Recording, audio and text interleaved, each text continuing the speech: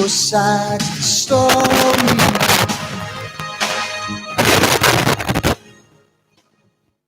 Knowledge is power. Class is in session. Power 106.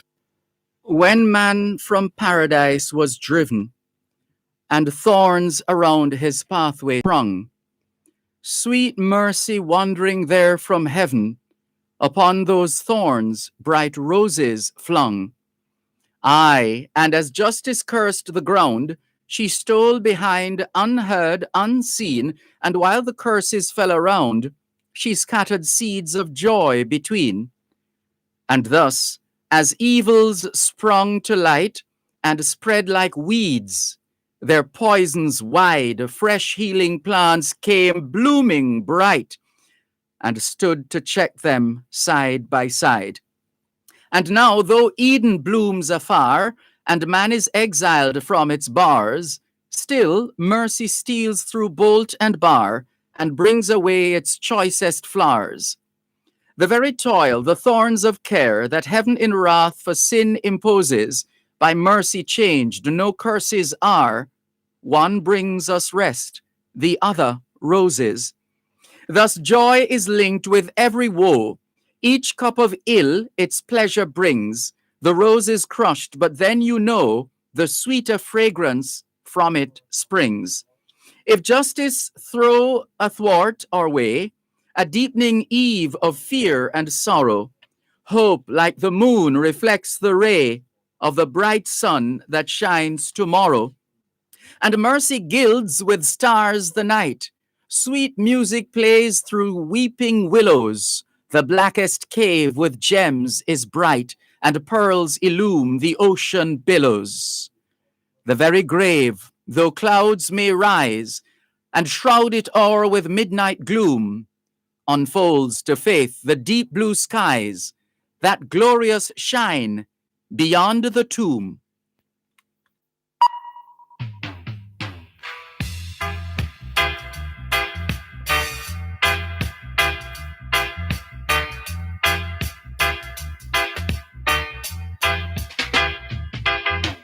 He who seeks of only vanity and no love for humanity shall fade away, fade away.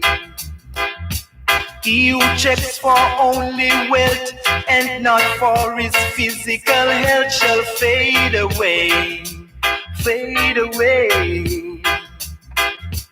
Though some believe in diamonds and pearl and feel like they're on top of the world, they shall fade away. Hear what I say?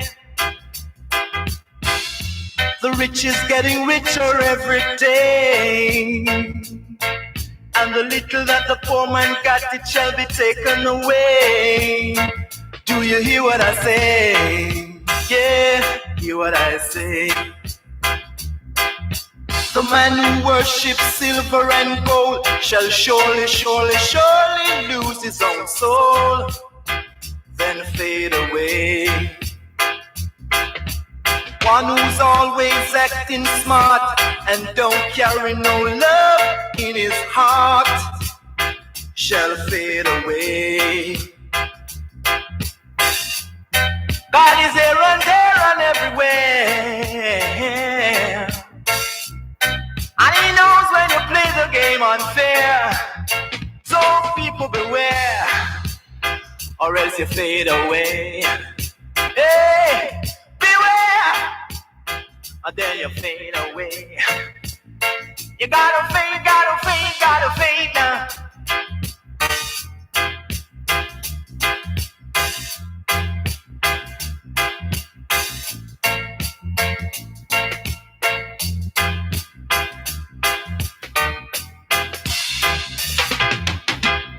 The rich is getting richer every day, and the little that the poor man got, it shall be taken away.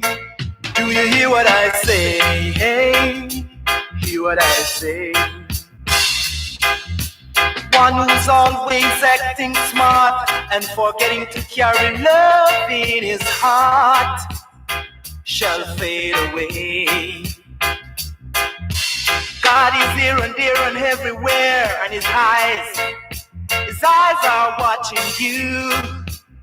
You gon' fade away, yeah, yeah, you gon' fade, fade, fade, fade away, fade away.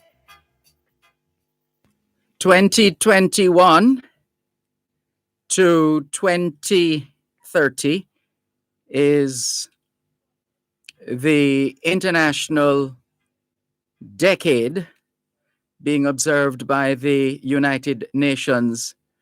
And that's not the only observance with respect to this period of time. Quite a lot of observances around this time. The month of June is being observed as Caribbean American Month, Caribbean American Heritage Month.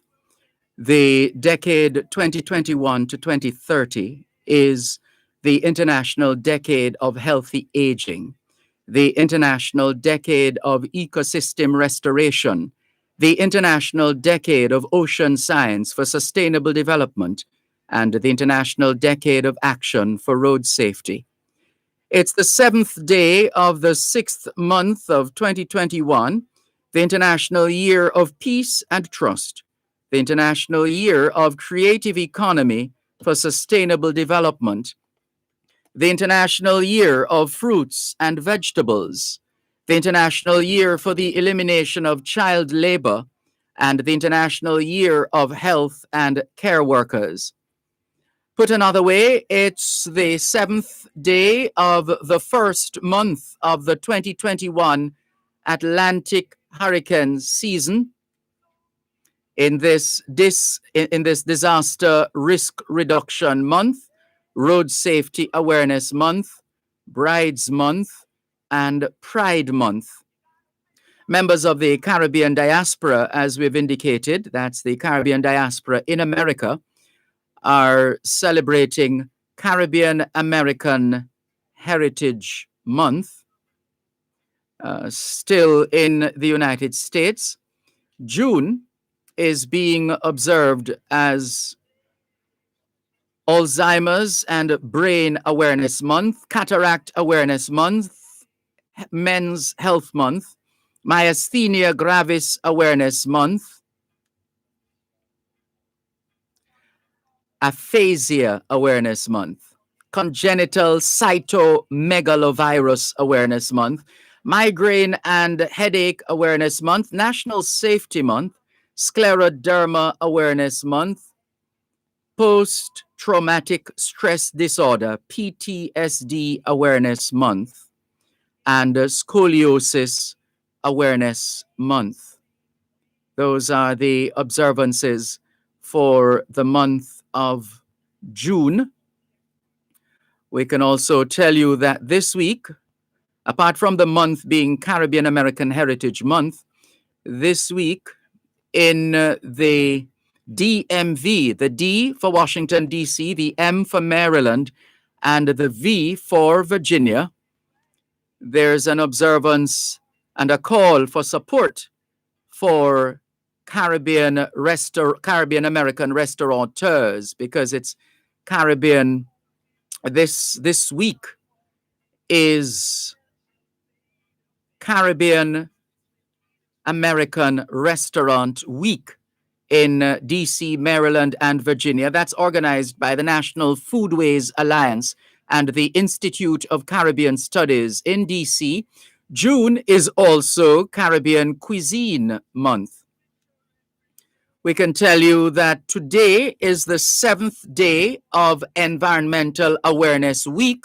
The week started last week, the 1st, Tuesday, the 1st of June, and ends tomorrow, which is World Oceans Day, Tuesday, the 8th of June. We can also tell you that in the United States, June is being observed as well as Boone Day in the USA. The 1919 commemoration of Sette Giorno is on in Malta. It's Revolution Day in Chad. And Union dissolution celebrations are on in Norway. It was on this day in 1905 that Norway gained independence from Sweden. It's the 329th anniversary of the 1692 earthquake that shook Port Royal. Hoy es lunes el 7 de junio 2021 y les saludamos en cualquier parte del mundo que nos están escuchando en este momento. Estamos muy agradecidos por el don de la vida y el privilegio de servirles en otra edición de su programa Both Sides of the Story, ambos lados de la historia. Nunca vamos a tomar su audiencia por sentado porque sabemos que ustedes tienen otras opciones y esta es la razón por la cual jamás olvidamos darle las gracias por elegir Both Sides of the Story, ambos lados de la historia, de lunes a viernes desde las 2 hasta las 5 de la tarde, aquí en Power 106 FM. La misión continúa para educar, capacitar, iluminar y estimular el espíritu empresarial. Bienvenidos.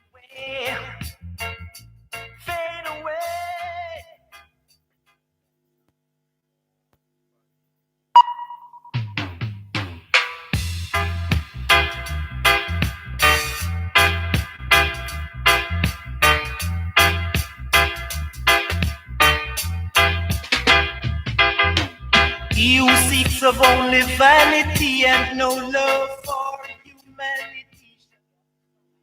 You're listening to Power 106 FM. The time is now 2:15. Kite flying is a wonderful pastime and enjoyable hobby, but flying kites near a GPS power line is a no-no because the kite can get caught in the power line, cause damage or fire or even death. These damages can be to you, your loved one, your neighbor, or even a stranger. It's so much safer to fly your kite in wide open spaces away from the GPS power lines. Stay safe. Protect life and property. For assistance, call 1-888-225-5577.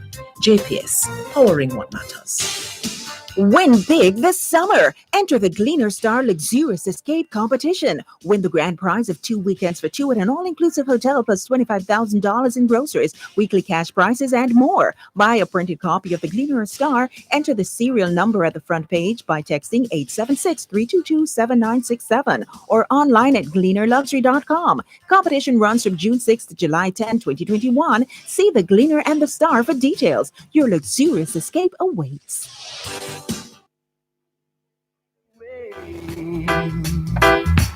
Though some believe in diamonds and pearl and feel like they're on top of the world, they shall fade away. Hear what I say. The rich is getting richer every day, and the little that the poor man got, it shall be taken away. Do you hear what I say? Yeah, hear what I say. C'est lundi le 7 juin 2021 et nous vous saluons tous qui nous écoutez où que vous soyez dans le monde. Nous sommes reconnaissants du don de la vie ainsi que du privilège d'être votre service pour une nouvelle édition de votre programme Both Sides of the Story. Le pour et le contre. Nous ne considérons pas votre fidélité comme l'un de soi parce que nous savons que vous avez l'embarras du choix. C'est pourquoi nous n'oublions jamais de vous remercier de choisir d'écouter Both Sides of the Story, le pour et le contre, du lundi au vendredi de 2h à 5h de l'après-midi sur notre antenne Power 106 FM. Nous continuons notre mission d'éduquer, d'habiliter, d'éclairer et d'encourager l'esprit d'entreprise. Bienvenue.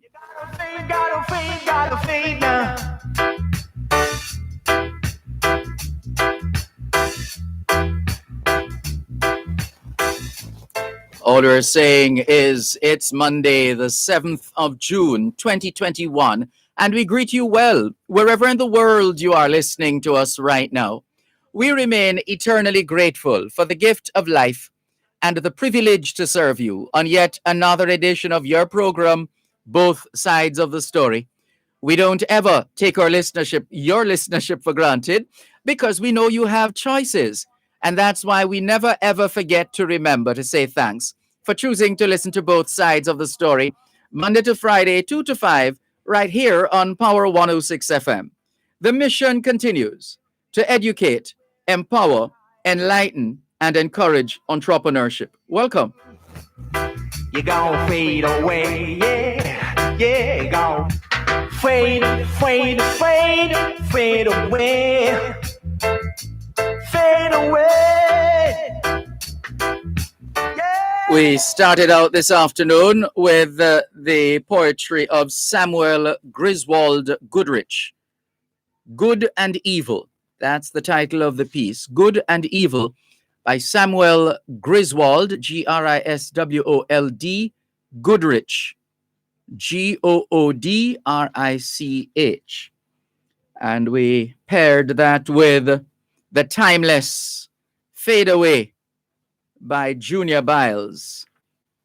Good afternoon to those listening to us on 106.1, 106.3, 106.5, 106.7, and 106.9. From Moran Point to Negril Point, from the Goat Islands to Galena Point, this is Power 106 FM, serving Jamaica and the diaspora. Hello to those tuned in via the Power 106 FM app, which you would have downloaded from the App Store or the Google Play Store, depending on the nature of your device. Downloading is free, listening is free, whenever, wherever. We acknowledge those who are logged on to the Gleaner's website, go-jamaica.com. Subscribers to onespotmedia.com also have access to both sides of the story in particular and Power 106 FM in general. If you're in the United States and you wish to dial a number to listen to Power 106 FM, the number to call is 631-359-8281, 631-359-8281. Those in the United Kingdom who wish to dial a number to listen to Power 106 FM, your number is 0330-606-0953, 0330-606-0953. We're streaming live video on the Dervan Malcolm Facebook page and affiliated pages. If you're not there yet, log on to Facebook. In the search box atop the page, type DERVAN MALCOLM, and you'll be able to not just hear, but see both sides of the story in more ways than one. And if you don't have a Facebook account, there's always YouTube, and you don't need to have an account to access YouTube. YouTube.com, and you're good to go. If you go to that website now, you should see this video trending. If you're not seeing it, no sweat. In the YouTube search box, type DERVAN MALCOLM, and this live video will reveal itself. What's on your mind this afternoon? Looking forward to hearing from you on 876-922-4112, 876-922-4113, 876-922-4114, and 876-922-4115. The text line is the same as the WhatsApp number, 876-365-3346, which means you can not only send us your text messages, but also your WhatsApp messages, your voice notes, and you can call us via WhatsApp. Plus, there are those who call us directly on the company-assigned cell phone, which is 876-365-3346. So whenever we're on, whether on a weekday afternoon or a Saturday morning or any other time that we're on, you can always reach us on that company-assigned cell phone, 876, meaning the cell phone that the Power 106 FM cell phone that is assigned to me, 876-365-3346. As we indicated in our opening, this is the 329th anniversary of the 1692 earthquake that shook Port Royal. Here's an extract from Nelson's West Indian Readers, Book 5. June 7, 1692, dawned with a cloudless sky. As day advanced, a scorching sun ate up the morning breeze. Not a breath stirred the drooping leaves. With open beaks and wings outspread, birds sought the shade. Animals panted and men gasped and sweltered in the stagnant heat. Towards midday, a tremor scarce perceptible, a gentle shudder ran over the earth. Then followed another shudder, more marked than the first, and far in the distance rose and fell a faint moaning, ever waxing in volume, ever drawing nearer and yet nearer, coming from the sea, the sky, the distant mountains, no man could say from where, a hollow moaning and rumbling that swiftly became a soul-devouring terror. And with awful crash came the destruction of Port Royal. That's an extract from Nelson's West Indian Readers, Book 5, describing the moment. First of all, setting the scene. It was the day dawned with a cloudless sky. On the face of it, a beautiful day. And then came the earthquake. We'll say more on that as the program progresses, but please allow us to greet those who are online. We've already greeted those listening on radio, and we greet those listening elsewhere, those who are listening to us on their smart devices via the Power 106 FM app, which you can download from the App Store or the Google Play Store, depending on the nature of your device. Downloading is free. Listening is free whenever, wherever. And we also, as we said, want to acknowledge those who have been messaging us on Facebook Live, like Nyron Pete. Greetings to you, Nyron. Ranny Bell in St. Thomas. Good day to you, Ranny Bell, one of our regular listeners. Jennifer Stewart from Q Road in Kencott. Good afternoon. Jacqueline Simmons. Good afternoon to you too. Michelle Foster Williams. Good afternoon and welcome. Reverend Astley McDonald in Mississauga, Ontario, Canada says, good afternoon, Brother Dervan. Have a wonderful Monday afternoon. Blessings, peace, and love to all Jamaicans at home and abroad. Same to you, Reverend McDonald in Mississauga, Ontario, Canada. Ranny Bell says, not getting any radio this side from what day? Uh-oh. Are we there again? Yeah, we're suffering from a bit of fatigue where this is concerned now. This is happening too frequently. For what it's worth, let's see if we can transfer this message to the transmission group. As we always say, and we've been saying for decades, yes, decades. It's been almost 3 decades. We're at 2 decades and 8 years.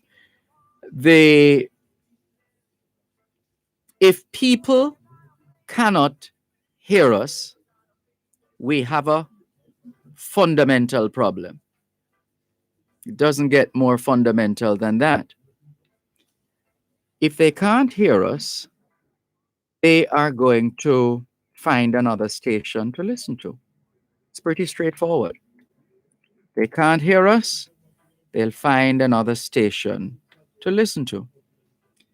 They may or may not come back having found another station, which might prove to be more informative, more educational, more entertaining, etc., etc., etc. And when you multiply the numbers now, and you look at a number of people who would normally listen to Power 106 FM, but they're trying to listen and not able to hear, it means we would have lost not just those listeners to Power 106 FM resident in St. Thomas, but we would have lost the opportunity to grow our audience for those who find themselves in St. Thomas, whether they're passing through, whether they're engaged in some other transient exercise, or they very well live there, but perhaps had never been previously exposed to Power 106 FM.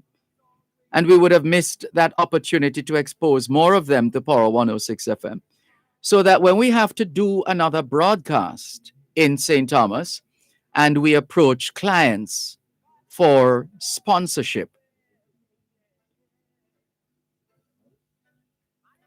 we don't have a situation where the potential clients say to us, well, we can't hear Power 106 down here. It don't make any sense. Why should I advertise and I can't hear Power 106 FM? So then we would not be fulfilling our purpose. It just doesn't make any sense. Which is why I've always said in all my years working with Power 106 FM, and we had problems when it was only Power 106 FM as opposed to Power 106 FM, a member of the RGR Gleaner Communications Group. We have always said that we would be prepared to give up a portion of the little that we earn to go towards improving the transmission of the station. Why? Because if we're able to establish a more consistent transmission, a more reliable transmission, then it means we can work on promoting the fact that we are strong. Power 106 FM is powerful in St. Thomas, and we can run a marketing campaign that drives people to find out how powerful is Power 106 in St. Thomas, and then that will generate revenues, and everybody benefits. Happy listeners, happy team members. That's the connection. We have to make that connection. We can't keep having this thing where the system is the pop down. As we say in Jamaican parlance, we have to work on that. Team, we know you try your best and you do the best you can, but clearly there's always more work to be done. Always room for improvement. Win more money with Lucky Play Lotteries. Play Big Pot, Super 5, and Dream 6 today. The time by Lucky Play Lottery is 2:30. Hey, you see these days, it's good to get straight to the point. Quick and easy. That's why Western Union gives you another way to receive money straight to your bank account with Western Union's direct-to-bank money transfer. Visit a Western Union agent location and sign up now. And tell your family and friends to send your next Western Union money transfer directly to your bank account in Jamaica. It's easy. Visit a Western Union location or call our call center at 876-926-2454. Sign up today to receive a money transfer directly to your bank account with ease with Western Union, moving money for better. NIS pensioners, early encashment continues. Pension order vouchers with payable dates in June 2021 may be encashed as of June 3. Collect all your June payments at once at your designated post office. Please note, pension vouchers can only be encashed at post offices. A message from the Ministry of Labour and Social Security.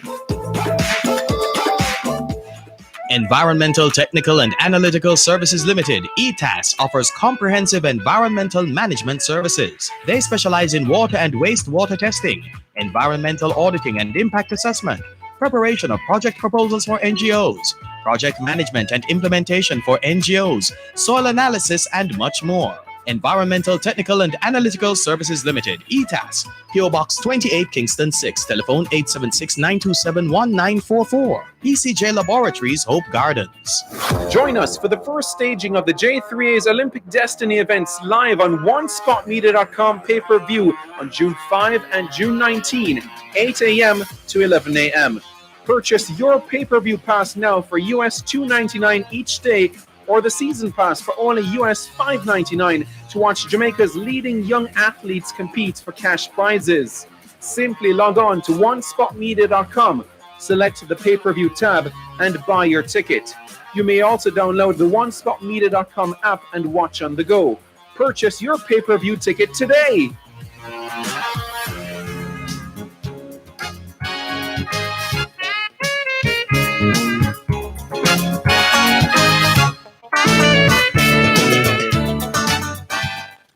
It's a Monday afternoon, just after 2:30, and that means time for Land Solutions, the program where all your land problems, or whatever issues you're having with the sale or purchase of land, whatever you need to know about the process of I dare say acquiring property. Everything you need to know: land surveys, willing property, transferring or conveyance, the whole works. You've come to the right place. Here are the numbers to call: 876 922 4112 to 4. That's 876 922 4112, 4113, and 4114. The text line is the same as the WhatsApp number for Land Solutions today. It's 876 387 3183. 876 387 3183. There's a Land Solutions website, landsolutionsja.com. landsolutionsja.com. On Facebook, it's facebook.com/landsolutionsja. The email address is gloria@landsolutionsja.com. gloria@landsolutionsja.com. The law firm Brown, Findley and Company is headquartered in Suite 39 of the Winchester Business Center, corner of Winchester Road and Hope Road in Halfway Tree, St. Andrew. They also have an office at Shop 6 upstairs, the JN building in Ocho Rios, St. Anne. In light of the COVID-19 protocols, they're encouraging customers and potential customers to call ahead before turning up. In any case, it would be best for you to be advised as to what document you might need to take with you, etc., and when can you be accommodated and so on. So the numbers to call the law firm Brown, Findley and Company are 876 908 1950 or 876 908 3518. In a moment, your host on Land Solutions this afternoon, attorney at law, Gloria Brown.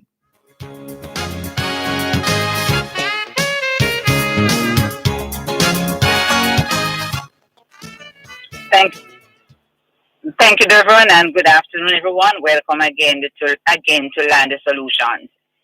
And the problems in relation to land, they continue. Okay, as they're really having a number of land challenges, and we realize that most of the challenges are not challenges in relation to strangers, but relatives and close relatives. So I want to encourage persons, as I do every week, I come on, make the wills, sort out your business before you pass on, because we're having too many problems. Also, we're in the midst of a pandemic, okay, that is stealing away so many of our persons, not just our seniors, but persons from all different ages. So I'm begging persons, please let us sort out the land problems so we can reduce the friction with relatives. The text line to call 387-3183, 387-3183 is the text line. You can also send me a WhatsApp message on that same number. Also, you can call in studio now, 922-4112 to 4, 922-4112 to 4. And remember, as Dervan told you earlier, we have an office in Ocho Rios. I'll be there in Ocho Rios this Thursday, God willing. So this Thursday I'll be in Ocho Rios. And also you can call me 908-1950 or 908-3518. Put 876 before the numbers. When I quote any number, remember you put 876 before. So to talk to me in office, 876-9081-950 or 908-3518. And I was looking at a passage from the Bible, and I'm not going to preach today, that to show that this land thing in relation to relative is not new. And when you look at St. Luke, in a particular passage from St. Luke chapter 12, where verse 13 it says, and one of the company said to him, Master, speaking to Jesus, speak to my brother that he divide the inheritance with me. Okay, so somebody said to Jesus in the company, Master, speak to my brother that he divides the inheritance with me. And that is why Jesus told the story about the rich fool, the man who had a bumper crop and decided that he was going to pull down the barns and build bigger ones. So the problem of brothers and sisters fighting over land or quarreling over land or feeling that land has not been fairly shared is not new.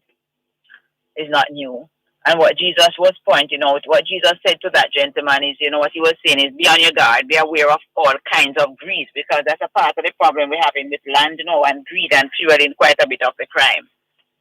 I said in a past program that one of the challenges we're having in relation to land is that the expectation and the reality not coinciding.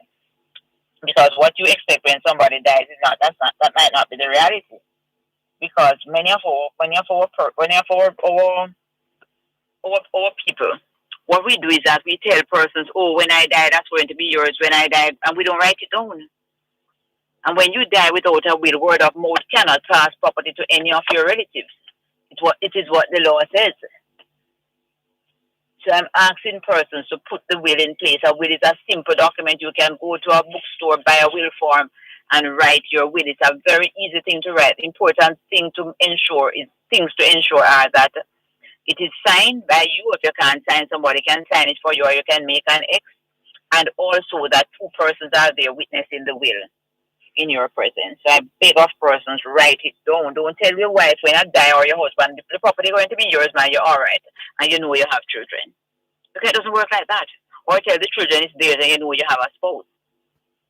And remember, if you don't divorce a person, they're still your spouse. If you don't leave a will and you have children and a spouse, even though you are separated for 40, 50 years, when you die, half of what you have is going to go to that person who you have been separated from forever, and the other half to the children. And the children might say nothing can go so because mama or daddy wasn't living with her or him and they don't have any children for mama or daddy and they just married. But just reality. If you don't make a will and you die, your spouse is to get a half of what you have and the children must get the other half. If you only have one child, the spouse is to get 2/3 and the child is to get 1/3. And that is what happens if you don't make a will. Reality and expectations. Numbers to call 876-922-411224. Text line 387-3183, and that's also the line for the WhatsApp message. It's 387-3183. A text message. My name is on my father's title as joint tenant. He died leaving a will with the same property. Can I get my father's name off the title without the will being probated? Yes. Because even if the will is probated, suppose, for example, your father left his half of the property to another brother or sister, to another child. That child can't get anything. Everything will belong to you. So it would make sense for you to waste money to probate the will if that is the only asset your father had. Because as the survivor, it is yours. So if your daddy will is shared to somebody, the person will not be able to get it because you are joint tenants with daddy. And as the survivor, you are going to get the entire property. So persons need to know as long as there's more than one person on a title, there's going to be a tenancy stated on the title, whether joint tenants or tenants in common. So it's important for you to know you can't will the joint tenancy and expect the persons to get it unless you are the survivor. You still put it in your will, Okay, so John and Mary are joint tenants. John should put it in the will and Mary should put it in the will. But the will should say, John should say, if Mary should die before me, I give it to. And Mary should say, if John should die before me, I give it to. Okay, so don't waste your money to probate the will for your father if you are the surviving joint tenant and daddy never had any other asset. My father died leaving a house. My brother and I were living with him at the time. He has more children overseas who have no interest in the house. How can we get the house in our name? In our names. Again, I'm not sure if your father made a will. But if your father did not make a will, the property is going, and I don't know if he had a wife, but let me take it for granted he never had a wife. You said you and your sibling, two of the children were living with him. If he never had a wife, then what is going to happen is that the property is going to belong to all the children if he never made a will. Those who are abroad, those who are here, those who are interested, those who are not interested, everybody will benefit. And a lot of times persons will say, my brothers and sisters say they are not interested, so I can get the property. They're going to write a letter. That won't do. You have to go through the estate, or everybody's name will have to go on the title, and then they can give you their shares.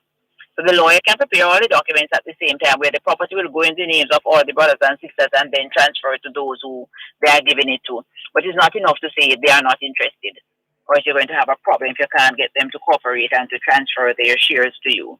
It doesn't go like that, and a letter won't do. They have to complete the proper transfer documents, get the property in their names, and then transfer. Numbers to call 922-4112 to 4, and remember you can send me a text message or a WhatsApp message at 387-3183 387-3183, and you can send an email gloria@landssolutionsja.com gloria@landssolutionsja.com. Okay, and somebody asking the same question, what's the difference between joint tenants and tenants in common, which I just explained that when you are joint tenants, the survivor, whoever lives the longer or the longest, will get the property. So when persons are joint tenants, if 10 persons buy a property as joint tenants, the one who lives the longest is going to own the property. So the others can't give their share or will their share to anybody, which is why you have to be so careful. Because suppose persons are joint tenants on a property, and each of them might build their separate houses. When one dies, then on the face of it, the one who will survive is going to own the two houses. So when you have a situation like that, you need to look to change from joint tenants to tenants in common so you can will your share to your relatives. Because that's a part of the challenge we're having, and it's fueling a lot of problems. So when persons go to buy property, don't just let a lawyer say joint tenants, discuss it a little further. This is Land Solutions. You're listening to Power 106 FM. The time is now 2:45. With all that's been happening for 2020, it may be easy to forget about the transatlantic hurricane season. But don't worry too much, because we've got you covered. Literally, with tarpaulins, umbrellas, and raincoats. We have candles, flashlights, lanterns, and batteries, cleaning and sanitization supplies, brooms, rakes, bins, multi-purpose containers, and buckets. We even have drinking water and non-perishable food items too. Let us help keep you and your family taken care of this hurricane season. Stay aware, stay safe, and get prepared. At Bashco, at 30 years, giving you more. Jamaica is blessed with adequate water supply. Let us do our part in protecting this precious resource and enhance the productivity of our farmers. Let's grow what we eat and eat what we grow, as what we do today will impact our lives tomorrow. A message from the National Irrigation Commission Limited. Irrigation, making the difference in agriculture. Win big this summer. Enter the Gleaner Star Luxurious Escape Competition. Win the grand prize of 2 weekends for two at an all-inclusive hotel plus $25,000 in groceries, weekly cash prizes, and more. Buy a printed copy of the Gleaner Star. Enter the serial number at the front page by texting 876-322-7967 or online at gleanerluxury.com. Competition runs from June 6th to July 10, 2021. See the Gleaner and the Star for details. Your luxurious escape awaits.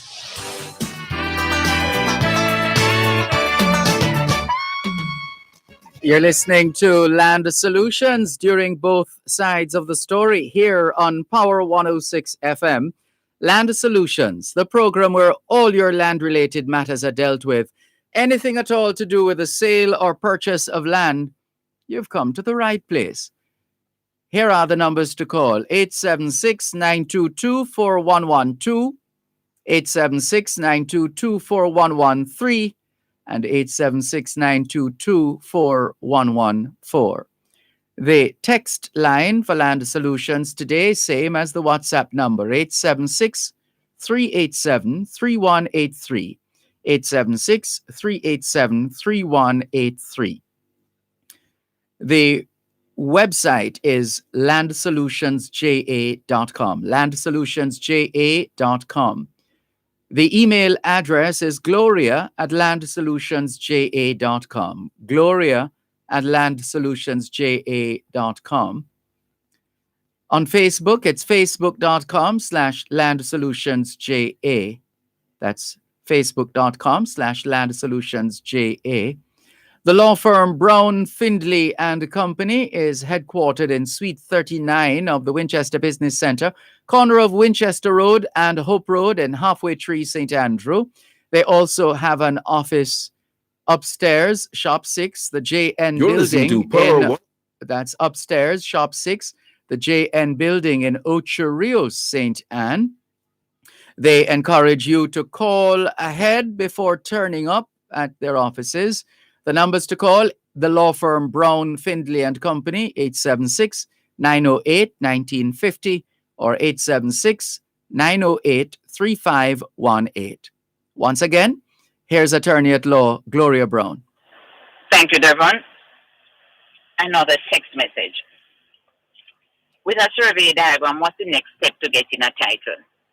So you now have your diagram, which is the most important part of the entire process, as far as I'm concerned, because when you have a diagram, we can start. So you now have your survey diagram. Remember, if the diagram is more than 7 years old and you have not yet got your title, you need to update the diagram. With the diagram now, you're going to need to provide evidence of how you are claiming the property. What do you have to show that the property is yours? Did you buy it? Then produce the receipt. Was it willed to you? Produce a copy of the will. Have you been there for a long time? Produce some documents to show you have been there for a long time, more than 12 years if it's private land. Old receipts, old survey diagram, anything, the building receipts when you are building, anything you have to show you have been there for over 12 years. Also, you're going to need two declarants, two persons who have known the land for 30 years. You don't need them to go with you to the lawyer. You just need name, age, address, occupation. Name, age, address, occupation of two persons who have known the land for 30 years, who can say, yes, when I first knew the land, Mr. John James was the owner, and then he died, and his son Philip James went into possession. Mr. James died in 1970 or the early 70s, and Philip, his son, went into possession, and then in 2005, Philip sold it to these persons who are applying for title. The person will know. The person doesn't have to write anything because you will supply the history. And then the lawyer will prepare those things. The lawyer will prepare an application form for you to sign, a declaration for you, the owner, to sign, and declarations for the two persons who have known the land for 30 years to sign. You pay up your taxes. Even if the tax is not paid up, you can still make the application because the titles office will allow you to submit the application even though the tax is not paid up, but you have to pay it before the title is issued. So you can even get the application approved, and that's a good thing because sometimes the application might not succeed and you have gone and paid up all these taxes.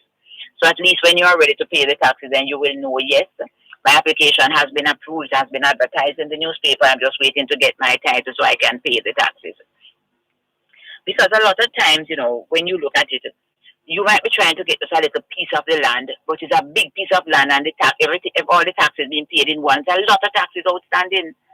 And sometimes you pay all these taxes and then you don't succeed in your application. So I want persons to recognize that you don't have to pay the taxes up front. You can wait and pay it afterwards.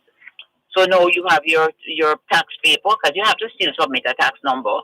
You have your two persons who have known the land for 30 years. You have your survey diagram. Remember I said if it's more than 7 years.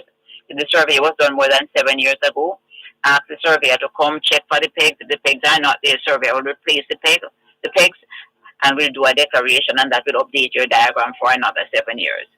Then you can make your application for title, and it's taking a little while now. There are some challenges in the title's office, okay, which we can talk about another day because we're checking to verify some of the rumors we are hearing about what's happening in there in relation to applications for titles. But it's taking a little while, but we persevere. So if you have those and you can produce all of those, then you can make your title application. If you don't, if suppose, for example, the land is not titled and you're just applying for a small piece and you don't have the subdivision approval, we can apply to waive the subdivision for you if you can prove to us that you have had the land for more than 7 years.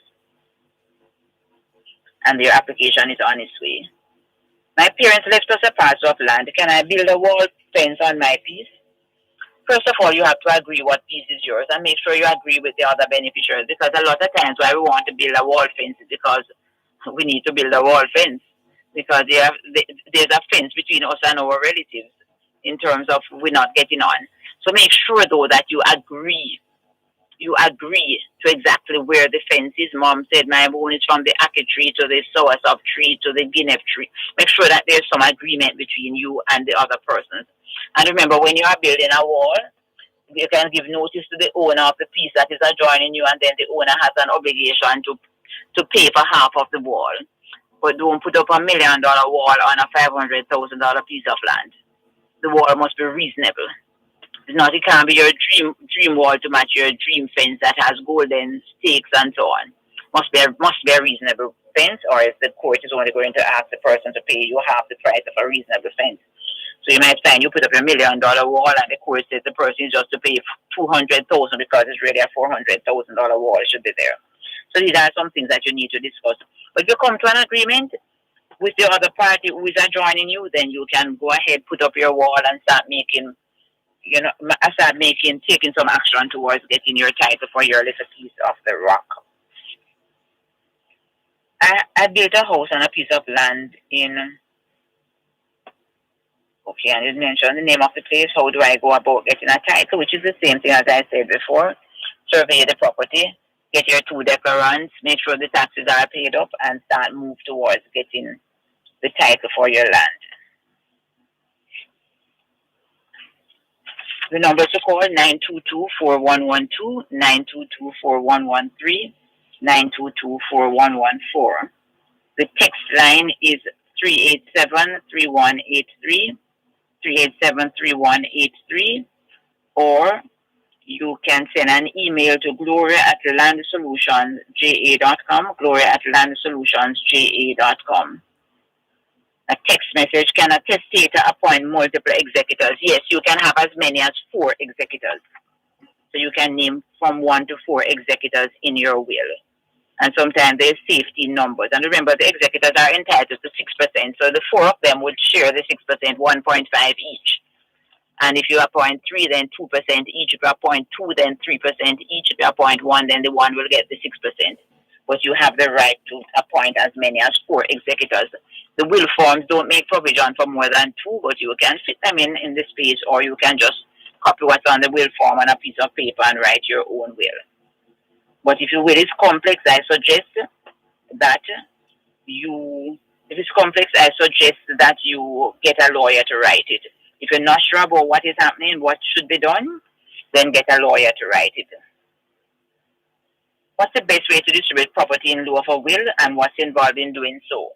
Well, if you don't want to make a will and you want to do what we call inter vivos transactions, you want to give the persons what you have while you're alive, then go ahead. So, for example, you decide that you have some monies in the bank, and you want to give it to the children while you're alive or so on. You could open multiple bank accounts. Suppose you have 5 children, open 5 accounts and put your name on the account with each child. You could do that. If it's a property, then you could transfer it to the children while you're alive. And I always say that when parents transfer into children, especially if you live in the same house with them, if it's the same house you're living in, but you want to avoid the word probate matter, then what I would suggest you do is that you take a life interest. So the property will be transferred to Gloria Brown for life, and after death to Peter, Paul, James, and John. And you'll get Peter, Paul, James, and John, as long as they're over 18, to sign a document to say that as long as you're alive, you are free to sell the property, you are free to mortgage the property and keep the proceeds for yourself. Even if they don't sign it, you are still free to mortgage and to sell, but you'd have an obligation to them to give them the remainder, for them to get the remainder of the money. So you can add the children to the title, as I said before, to avoid probate, because probate is really long and tedious and expensive as well. So if you can afford to, but of course you have to be cautious. I've had situations where persons have transferred property to children. Not persons, where one person transferred a property to a child, and as soon as it was done, the child gave the parents notice to leave the property. So you have to know your children, you have to know the type of persons you're dealing with, and sometimes, as I said, the children are fine. Sometimes it's the company that they keep that will influence them sometimes, which is why I believe in the life interest. Parents should keep the properties for life, so you have an opportunity to change your mind, having your cake and eating it really. For you for life, and after death to the children. And the title will say that if you pass on, then there's no need for probate. Because the children who are named, they just have to note your death and the property will be automatically theirs. So you can't go and will it to somebody else afterwards. But while you're alive, you could sell it, you could borrow money on it, and all of that. So those are things to note, and I thank you both for those questions. Numbers to call 922411224. Okay, and I noticed the text messages are coming in quite fast. I'm a beneficiary of the National Housing Trust with a lot and also construction loan. It was a tenant in common agreement, but we did not join together for the benefit. Also, I have a son that is not my husband's child, but we have a child together. What would happen if I should die and don't make a will? I'm the one that pays the mortgage. They said you're a tenant in common with your husband. So if anything should happen to you, your husband will have his half, and he's also going to get a half of your half because you don't make a will. So your husband will end up with 3/4, and the children, your 2 children, will share the other quarter. So you could make a will now and will your half to your children. And then your husband, but you can't touch your husband's half because I take it for granted you're a tenant in common. So even though you are the one paying the mortgage, etc., and you are the one who got the loan, because he's there on you as a tenant in common, and as a tenant in common, and I suspect in equal shares, he has a half. So you can't do anything about that half, but you could make a will and will it to your children. Your half, if you don't make a will, your husband is going to get half of your half, and the children will get the other half of your half. Your husband will have half plus a quarter, 3/4, and the children will get the other quarter. So you need to decide if that's how you want it to be shared, and if not, then make provision accordingly. Remember the numbers to call. Okay, we're shortly going to have a break, but the numbers to call after the break is 922411224, and the WhatsApp number or text line is 387-3183. And remember, you can send an email to gloria@landsolutionsja.com. gloria@landsolutionsja.com. This is Land Solutions. You're listening to Power 106 FM. The time is now 3 o'clock. Environmental Solutions Limited would like to wish Jamaica a happy World Environment Day 2021. With over 30 years of global experience in environmental management and analytical services, we work together with our clients to design and implement sustainable solutions that facilitate harmony between development and the environment. We encourage all citizens to take actions that safeguard our nation's environment. This World Environment Day, let us reimagine, recreate, and restore nature for the benefit of environmental and human health. Join us for the first staging of the J3A's Olympic Destiny events live on onespotmedia.com pay-per-view on June 5 and June 19, 8 a.m. to 11 a.m.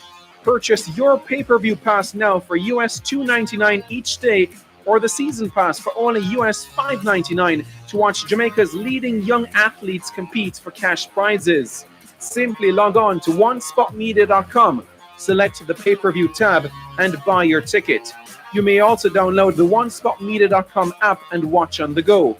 Purchase your pay-per-view ticket today.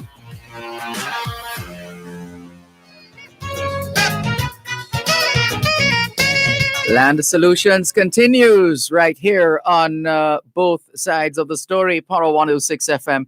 Land Solutions, the program where all your land-related matters are dealt with. The numbers to call 876-922-4112, 876-922-4113, 876-922-4114. The text line for Land Solutions is the same as the WhatsApp number, 876-387-3183, 876-387-3183. The website is landsolutionsja.com, landsolutionsja.com.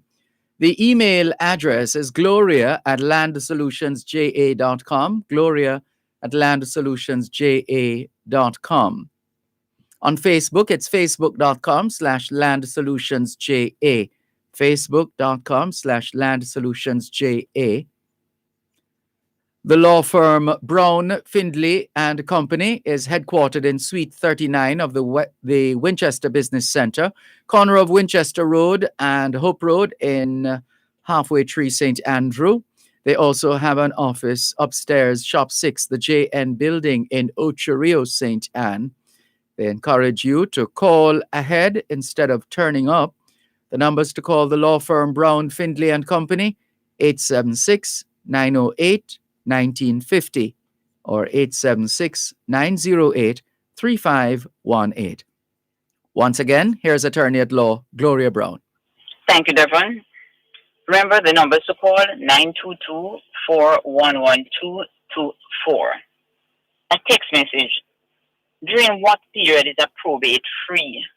I'm not too sure about that, what you mean by a probate being free. I think what you're probably wanting to know is that what period you don't have to pay a penalty on the death duties. Because if you probate within the first year, then you don't have to pay any interest on death duties. But it's just that death duties these days, most times you don't have to pay any death duties because the first $10 million, the death duty is zero. And most estates might not value that amount. Well, not most, but a number of estates don't value that amount. Or if it's outside of certain areas, outside of Kingston and St. Andrew and Portmore and parts of, Kingston, St. Andrew and parts of Portmore, then you don't pay death duties at all. You can get a waiver. But of course, you have to pay your lawyer's fee, etc. So I think you're talking about you don't have to pay a penalty on the death duties if it's done within the first year of the death of the person. Remember, the text line is 387-3183, 387-3183. And this person is asking, can a child age 3 be placed on a title? Yes. A child 3 days old can be placed on a title. A child 1 day old can be placed on a title as long as an adult is on it with the child. But it's something that you have to give serious consideration to. These are some of the factors to consider. Remember that if somebody is on a title, when the person reaches the age and wants to get an NHT benefit, NHT might say they own property already and can't get the benefit. So I always caution persons about adding your children, etc. to title when they have not yet accessed the NHT benefit. So if you're just buying the property and you want to put the names on it, have your lawyer do a declaration of trust. So afterwards, you can always put their names on after they have got their own properties. Another thing as well is that as soon as you put a minor on a title, and you have to put the date of birth of the child when you are putting on the child. And as soon as the titles office sees this, they are going to lodge a caveat, a block. So you can't sell the property or you can't mortgage the property. If you're going to put a minor on a title, use a reservation clause. And the clause will say reserving unto John Brown. So you are the owner, so I'm buying a property. Okay, so it's going to say I'm transferring the property to Gloria Brown and John Brown, who is an infant, 3 years old. The title, let your lawyer put a reservation clause to say reserving unto Gloria Brown during the infancy of John the right to sell, mortgage, and deal with the property as if she were the sole owner. So you're going to put a clause in there giving me permission to do anything I want with the property as long as the child is a minor. That will allow you to be able to deal with the property. So those are the considerations I'm saying to you. You might prevent this child from getting an NHT benefit later on because NHT might say this child already owns property. That's something to consider. Secondly, if you put the minor on, the title office is going to lodge a caveat. When a minor is on it, you can't sell, you can't mortgage or do anything unless you get an order from the court. When you go to the court to get an order, it can be a very expensive and tedious process. First of all, the court is going to ask you to serve documents on the Administrator General's Department because they are protectors of infants. You have to prove to the court that the money you used to buy the property didn't belong to the child. Maybe it's a part of a trust fund that somebody died leaving for the child or set up for the child. You have to prove a number of things. So a lot of times persons will come and they say, yes, Ms. Brown, I want the child on it, I want the child on it. As lawyers, we have an obligation to explain to persons the dangers. Or sometimes I say to person, you might say, okay, this is my only child, but you might have another child again later. In situations like those, when you have young children, it's best to make a will, where you can change the will later on.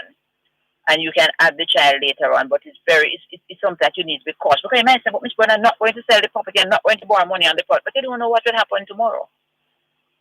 Something might happen that will force you to run and get a loan. You have a child on the property, no bank is going to lend you money when there's a child on a property. So these are some things that you need to consider. The numbers to call 876-922-4112, 922-4113, and 922-4114.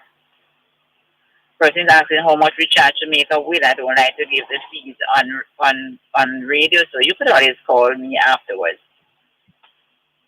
Okay. I know she just sent a text message earlier. I realized that my neighbor has started her house too near to my line. What can I do at this point?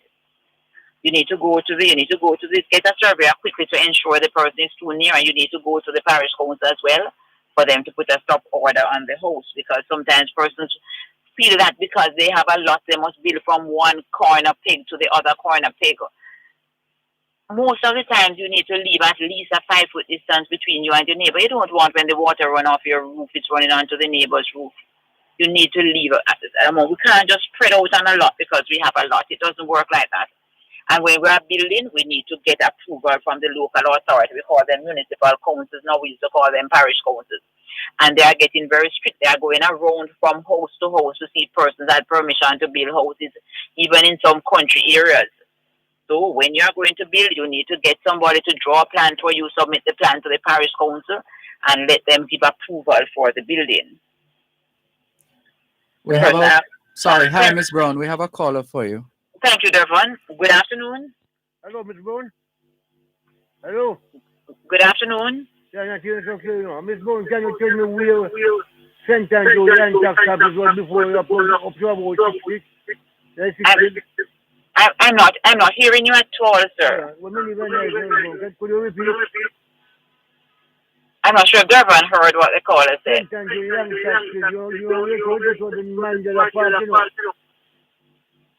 Did you know that?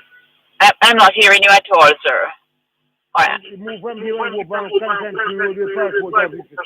Then you move to Constantine, you know. The land tax and the motor vehicle tax. But then half a few road, I'm going to ask Adrian to take the number of the caller for me so I could call him back, because I'm not hearing him.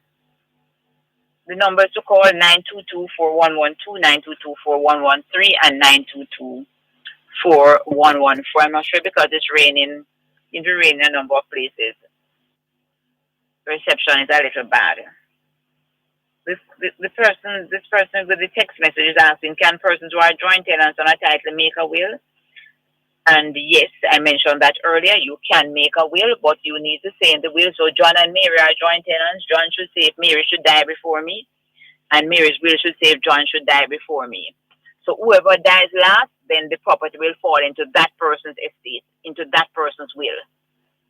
So even if John makes a will to say, I give my property, my half of the property to Peter, if John dies first, there's nothing for Peter to get. Everything will go to Mary, the surviving joint tenant. And remember, if two persons die at the same time, the law says the younger one died last. So you have Mary and John as joint tenants, and they die together, God forbid, and Mary is younger, then the property is going to go to Mary's estate, whoever Mary willed it to, or Mary's next of kin, nothing for John's estate. So these are some of the nuances in the law that sometimes we are not aware of. The numbers to call 922-4112, 922-4113, and 922-4114.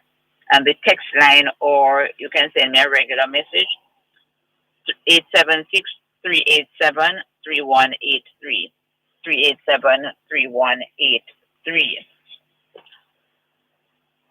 I've seen today seems to be the joint tenants day. My husband and I are joint tenants, but I have a daughter who is not his. I want to will my portion to her. How do I go about this? Everybody seems to be having the same challenge today. And as I said before, if you want your daughter to get your share, you need to change the tenancy. And it's not difficult to change the tenancy. If your husband agrees, both of you can just transfer from yourself as joint tenants to yourself as tenants in common. And it's just $500 is the stamp duty on that. You don't have to pay any transfer tax. And then you could change the tenants in common. If the husband doesn't agree and you want to change it still, you can just add the daughter to it, even without the husband's agreement, and you automatically become a tenant in common with him. And then you could transfer your half to you and your daughter. You and the daughter could be joint tenants, or you and the daughter could be tenants in common. Okay, it doesn't really matter. You can determine that. And again, we're talking about them, and I'm not going to take it for granted that persons understand. So let me explain again. When persons are joint tenants, whoever lives the longer or the longest will own the property. Two persons buy property as joint tenants, whoever lives the longer is going to be the owner of the property.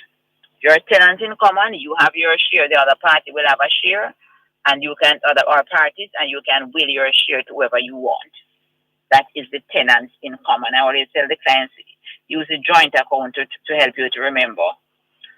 Okay, when one dies, the other person will own the joint account. Same thing with the joint tenancy. When one dies, then the other or others will own it. The numbers to call 922-4112, 922-4113, and 922-4114. And I noticed that there's an uptick in the number of persons making wills, and that is encouraging. I want to beg persons, let us get rid of this notion that if we make a will, we're going to die. We need to make them, and persons, sometimes when persons come into the office and they make the wills, they say they feel so relieved, they can sleep a little better when they see how simple it is. And I have this policy. I don't allow persons come in and say, I want to make a will. I try to make one, even handwritten one, then before they leave my office, and then they come back for the properly typed up ones, because I always do at least 4 copies. I give my client 3 and I will keep 1. But I beg of persons, make the wills. While the blood is running warm in your veins, make the wills. Because we're having a lot of challenges because persons refuse to make them. Also, the Administrator General's department, that department is overworked, because if you die and leave a child, persons contacted me to say, persons have died and they have left children. And the first question I ask, how old are the children? And as long as a child is there who is under 18, they have to go to the Administrator General's department to sort that out. And that department has a lot of work, so sometimes things not done in too much of a hurry. And sometimes they are reluctant to dispose of the assets because they are young children. So you find that 10, 20 years assets, the person died leaving money and money is not distributed. If you make a will, then the Administrator General's department would not come into play. And remember, as I said earlier, you can have as many as 4 executors when you are making your will. Make sure they are over 18. Make sure they are responsible people. I'll continue. This is Land Solutions. You're listening to Power 106 FM. The time is now 3:15. Tune into Farm Talk, 6:18 to 6:35 a.m. the first Tuesday of every month, and 6:18 to 6:45 p.m. the last Tuesday of every month for First San in the Field. Real issues, real solutions.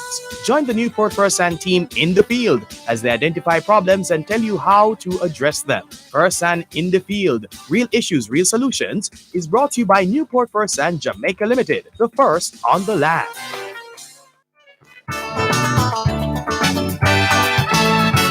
It's the final segment of Land Solutions for today. Here's your opportunity to get in those questions, queries, and other useful bit of information that you have been meaning to call about this afternoon. Now would be a good time because the program will wrap at 3:30 this afternoon. And so here's your opportunity to get in those last-minute questions or queries or issues that you have in relation to the sale or purchase of land.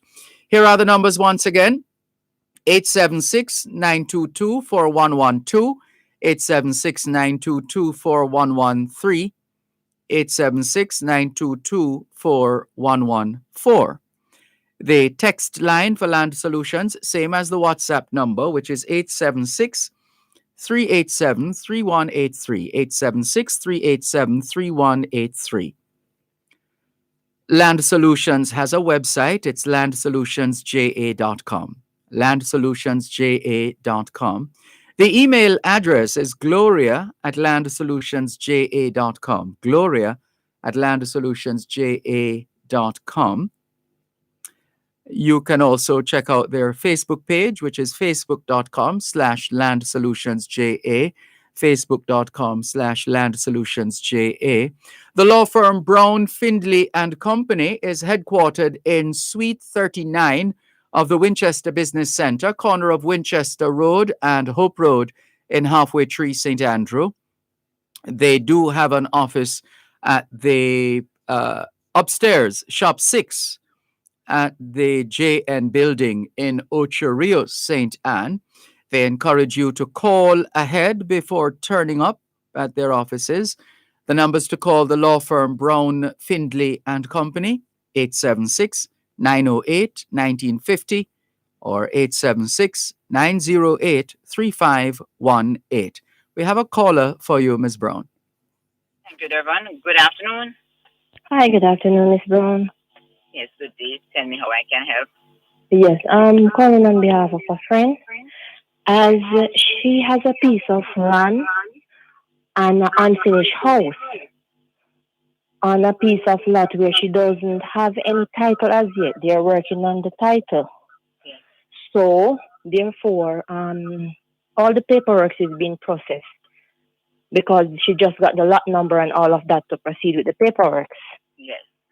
However, she wasn't interested in the house and the land anymore. So a buyer came and they made agreement with some money to buy the property.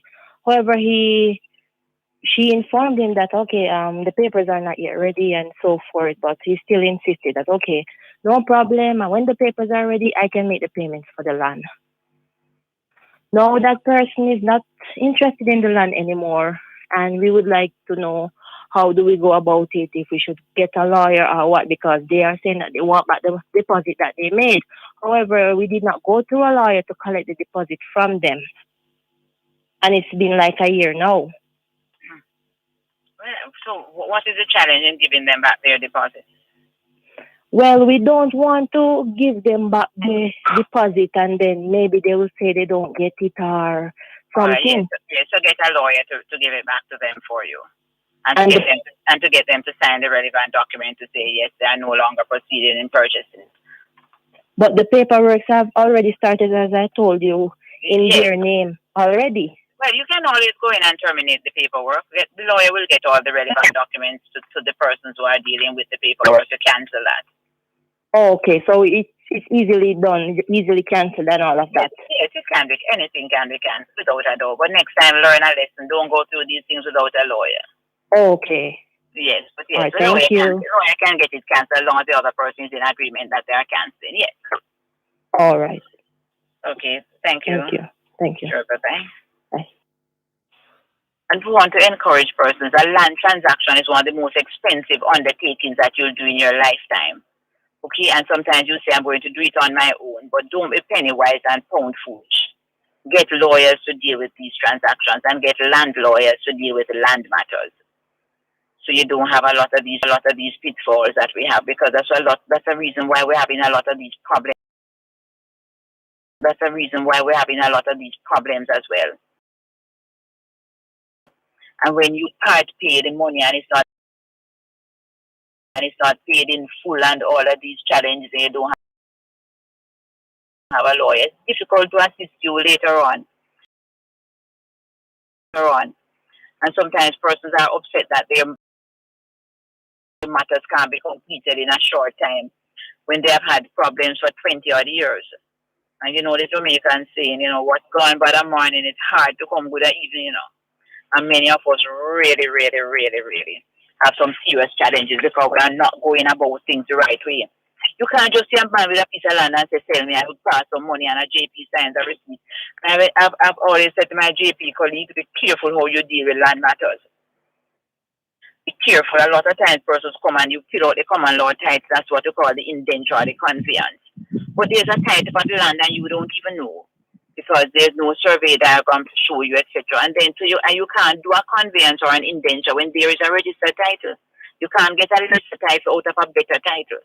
So these are some things that I want the justice of the peace to look out for and be very careful how you deal with these types of situations. Numbers to call 876-922-411-224. The text line is 387-3183. 387-3183. And remember, you can also send me an email, gloria@landsolutionsja.com. gloria@landsolutionsja.com. And remember that we're saying to persons, survey the property before you even come into the office, and we can start the title application right away. The numbers, remember, we have an office in Ocherios and one in Kingston. The Kingston office is at Shop 39 Winchester Business Center. That's in Halfway Tree, just 2 minutes from the clock or less. And the one in Ocherios is at Jamaica National Building upstairs, shop 6. And we ask you to please call us. Call at 908-1950 or 908-3518 to make an appointment. Sometimes persons call and say, Miss Brown, I want to come and see you. And when I discuss with them exactly why they want to come, there are things that they need to put in place before coming. So, and sometimes because of you don't want to be up and down too much in this pandemic, then, I want us to be very, very careful. And while I speak about the pandemic, I want to be very older listeners, especially, and lots of my listeners are older persons. I want you to be very, very careful.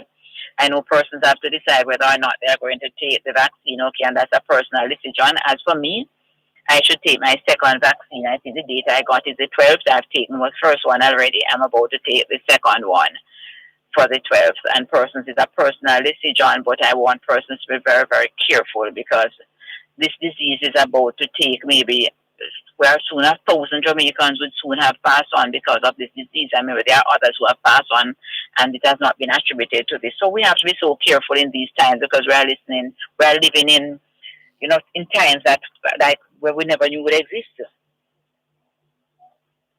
So I want my listeners to be very, very, very careful and don't believe that the pandemic has eased. You might hear that the numbers are small, but you notice the death numbers are still, significant most weeks.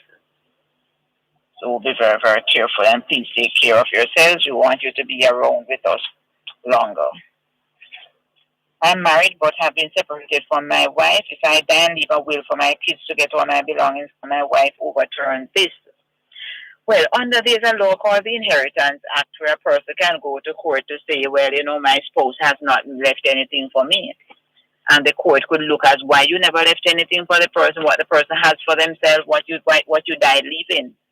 So the person would have to carry the children to court to say that what was left for you should not get, and the children would have to prove to the court, well, both of them were separated for years, he was not supporting her, and the court will look at those and might not overturn your will, but just for persons to know that the court has the right to change a will after death if they feel that provision was not made. Suppose, for example, you made a will long ago and then you had a young baby and you never had a chance to change the will.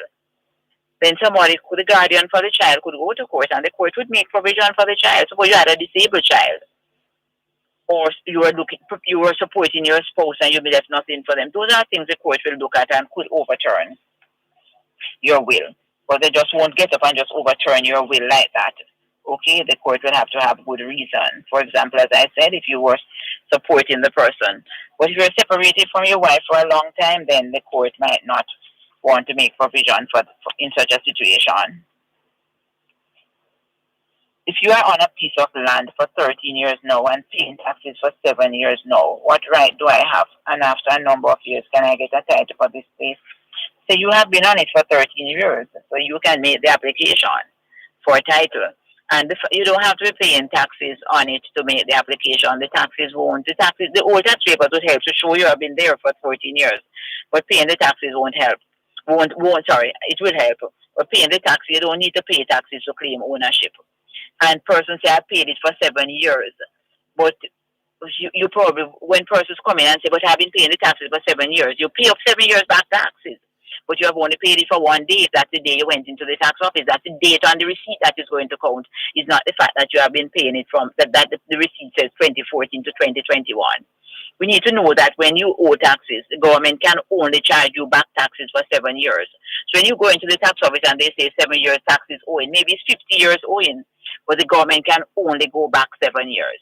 Which is why a person will come and say, I paid up 7 years back taxes. And when I look at the receipt, it's dated May 2021. So you have only really paid for the last month. So that can't help me when I'm trying to establish that you have been in possession for 15, 20, 30 years. You have to find other documentation to help me, to help you. But that won't be enough to just show that 7 years, that you have paid for 7 years. As I've said before, what am I saying to my listener? What am I saying to you today? The first Monday in June 2021, I'm saying to my listeners, please make your wills. Write it down. It's on this program that a listener told me, and I keep repeating it, a short pencil is better than a long memory, because memories die. We lose our memories, we die with the information. write it down. Persons coming to make a title and say, but Miss Brown, everybody in the community know that the land is mine. That can't help me. I can't put the people in the community in an envelope and send them to title's office. No. I need something in writing. Write the wills. Write it down. Giving a child the property, give them a deed of gift, and you can only do a deed of gift if the land doesn't have a title. If it has a title, you can't do a deed of gift. You can't do a deed. You can't do a lesser title when there's a better title. So those are some of the things I want my listeners to take into consideration. In 2021, we should not be having so many of the land problems. A lot of the things we're talking about is what Paul Bogle in 1865 marched from Stony Gut to Spanish Town about, land distribution, land ownership, titling, all of those things. So we should have passed that stage now and be in a better position and have better evidence of ownership. And I want everybody with a little piece of the land. Don't wait until problems come. Don't wait until you go to pay the taxes and you find that somebody has paid it, or you go to survey the land and somebody objects to the survey. While everything is okay, survey it. Even if you're not there, okay, long enough, survey it and keep your diagram. Because when you come into me and you have an old diagram for 14, 15 years, that's evidence of ownership. So right now, do the diagrams. Don't wait. Get your property surveyed even if you don't have enough time, because there are facilities out there that will help you to get the titles. But if you don't have the survey diagram, we can't move. Remember, as I said, I'll be in the Ocherios office this Thursday I like when the clients come from maybe about 11 to about 2 o'clock. So, but between 11 and 1 is a good time. Or yes, 11 and 1 is a good time to be in the office. Call and make an appointment though at 876-908-1950. Now you can still send me a WhatsApp message even after the program. 876-387-3186. Call me or send me a message on WhatsApp. 387-3183, or send me an email, gloria@landsolutionsja.com. And remember, we have an office in Ocherios and in Kingston, and I'll be in Ocherios this Thursday. Call, make an appointment, so we can assist you in getting the titles and in solving so many of the problems that you're having in relation to land. Please make the wills. If you come into the office, we'll write them for you right away. Immediately, we'll write the wills for you. I want to say thanks this evening to Adrian Reed, and thanks to Dervan, Malcolm, and thanks to all the many persons who continue to support Land Solutions. Have a good day.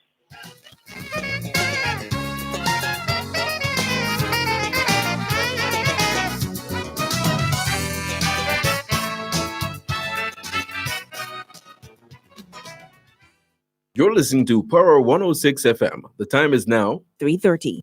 Manchester Peace Coalition and Power Services Company Limited present Celebrating Him 2021, the virtual edition, under the patronage of Mr. R. Oliver Mayer, Jamaica's Consul General in Miami, Florida. Join me, Dervan Malcolm from Power 106 FM, and my co-host Nadine Blair of Love 101 FM as we celebrate fathers against the odds. 6 p.m. Jamaica time, 7 p.m. in the US and Canada. Father's Day, Sunday the 20th of June, featuring Kevin Downswell, Rory Ball, Andrea Delcita Wright, the JCF Choir, NCU Choir, and Carly Knight Francis. Proceeds in aid of the Windsor Lodge and Hanbury Children's Homes, plus promoting harmony in the family and community. Get your tickets online at mpco.iteneri.com.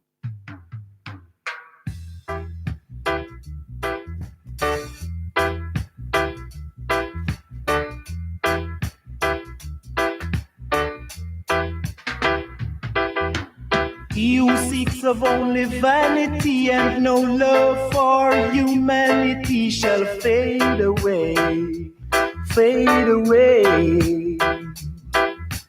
He who checks for only... Thanks a lot for staying with us here on your program, Both Sides of the Story. Power 106 FM, still streaming live on the Gleaners website, go-jamaica.com. Live on your smart devices all over the world, taking your calls on 876-922-4112, 876-922-4113, 876-922-4114, and 876-922-4115.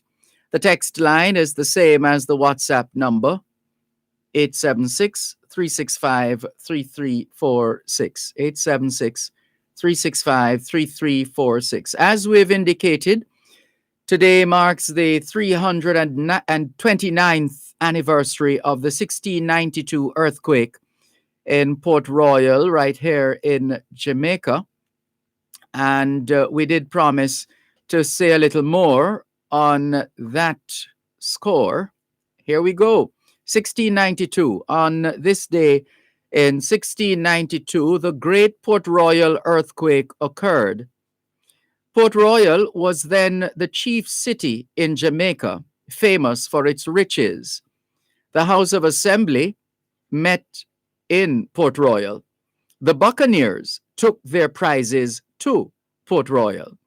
The houses were substantially built of stone. On the 7th of June, 1692, the Great Port Royal earthquake occurred. Port Royal was then the chief city in Jamaica, famous for its riches. The House of Assembly, as we said, met there, and the Buccaneers took their prizes there, and that the houses were substantially built of stone. Let's move on now. The inhabitants lived a wild, reckless life, and Port Royal was described as one of the wickedest places on earth. About 20 minutes to 12 on this day in 1692, the inhabitants of the town of Port Royal were startled by a noise like thunder, which seemed to come from the north. Immediately, the earth began to shake, and the walls of the houses fell on every side. There were 3 shocks. The first was not very severe. The last was the worst. A considerable portion of the city sank beneath the sea. The sea receded, then rushed back with terrible force, sweeping over the land and drowning hundreds of people. The ground opened up in different places simultaneously, swallowing bodies and buildings alike. Dead bodies and bones from uprooted graves were covered the streets, and indeed the harbor. Ships were tossed by the mammoth waves into the shells of destroyed buildings and onto the once bustling streets. In total, some 1,500 to 2,000 people lost their lives. In addition to those who died, up to 3,000 were reported to have sustained serious injuries. Minor shocks occurred all that day and for several days afterwards. The earthquake was felt all over the island. Great landslides occurred and some springs disappeared. The dead bodies of the people floated in the harbor and rotted on the land. The duration of the quake was unclear. Many Port Royal residents were documented as saying that it lasted at least 15 minutes. But most reports revealed that the catastrophe lasted no more than 2 to 3 minutes. Port Royal was almost completely ruined. All that remained of Port Royal was about 25 acres down from 50 acres and a population of about 6,500. Its surviving inhabitants endeavored to restore what was left of it to its former importance. But in 1704, a fire broke out in one of its warehouses and destroyed every building except the forts. So that was the 7th of June, 1692. Let's go to July 22nd, 1692. The council, a body which advised the governor of Jamaica, passed regulations approving the development of a new town which is to be built at Hog Crawl, across the harbor from Port Royal, and which was to be called Kingston. The town was to be built to replace Port Royal, which was destroyed by an earthquake 2 months earlier, or just about a month earlier. Also, 1692, presided over by its president, John White, the council, a body which advised the governor, met on board a ship in the harbor and passed a resolution to purchase 200 acres of land, as we said, known as Hog Crawl. It was owned by Colonel William Beeston. That's the same Colonel Beeston who gave his name to Beeston Street in downtown Kingston. He owned what was then known as Hog Crawl. Clearly, the name of the place should tell you what kind of place it was. Hog Crawl, owned by Colonel William Beeston, who sold 200 acres of Hog Crawl for £1,000. So that piece of land we have come to know, and that area we have come to know as Kingston, it used to be called Hog Crawl, and it was owned by Colonel William Beeston. And in 1692, about a month or so after the earthquake which hit Port Royal and elsewhere, the council, which was the body set up to advise the governor, met on board a ship in the Kingston harbor and passed a resolution to purchase 200 acres of land known as Hog Crawl, owned by Colonel Beeston, and the purchase price was £1,000. Hog Crawl was being occupied by panic-stricken residents of Port Royal, which was destroyed by the earthquake 17 days before on June 7. The resolution, which was passed, read as follows: there to be laid out 200 acres of Colonel William Beeston's land in the parish of St. Andrew, where the president and the rest of the gents or their majesty's council have appointed for the building of a new town. And that town was spelled Towne. Hog Crawl was across the harbor from Port Royal, as we said. The council also gave Nicholas Laws the task of laying out the streets of the new town. Nicholas Laws' name lives on in Laws Street in downtown Kingston, Laws. That's how Laws Street got its name, from Nicholas Laws, who had the task of laying out the streets of the new town. On the 21st of July, 1692, the Island Assembly created the town of Kingston on lands purchased from Colonel Beeston, as we said, and on a plan drawn up by John Goff, Goffe. On the 16th of August, 1692, and isn't it something that the earthquake hit Port Royal, essentially. Elsewhere in the island, it was felt, but primarily Port Royal. And this happened in 1692. 1692. What do you notice? Notice anything there? 1692.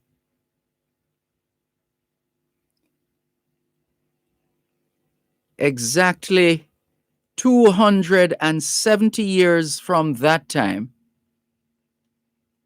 Jamaica became an independent nation in 1962. Earthquake in Port Royal, June 7, 1692. Independence in Jamaica, August 6th, the 6th of August in 1962. Check those numbers. Let's get back to the substance of the information. In August, I think we got to August 1692. Where were we? Yes. On the 16th of August, 1692, dispossessed Port Royal citizens met at the home of Mrs. Ann Lowder, Lowder, in Kingston, to draw lots which determined allotments in the new town. In 1693, Kingston was declared a parish by Colonel Peter Beckford. And if the name Beckford rings a bell, that's how Beckford Street in downtown got its name. In 1693, Kingston was declared a parish by Colonel Peter Beckford. Colonel Peter Beckford was the first custos of Kingston. Colonel Peter Beckford, whose name lives on in Beckford Street, was the first custos of Kingston. There's a connection as well with Beckford and Smith, which eventually became, Beckford and Smith merged. Well, there was a previous merger. Then Beckford and Smith merged with Cathedral High to form what is now known as St. Jago High School. But another time we make the Beckford connection there. But for the purposes of talking about the 1692 earthquake in Port Royal, which impacted elsewhere, in 1693, as we said, Kingston was declared a parish with Colonel Peter Beckford as the first custos and Edward Yeamans, the first town clerk of the vestry. Some more Port Royal related happenings around that time. Also, in 1692, essentially the earthquake rocking the town of Port Royal destroyed buildings, wrecked ships, which were anchored in the sea and killed hundreds of people. It was felt across the island of Jamaica, and there were many landslides. The Rio Cobre, for example, was blocked in several places, and St. Anne's Bay was seriously affected by a tsunami, an extensive and destructive ocean wave.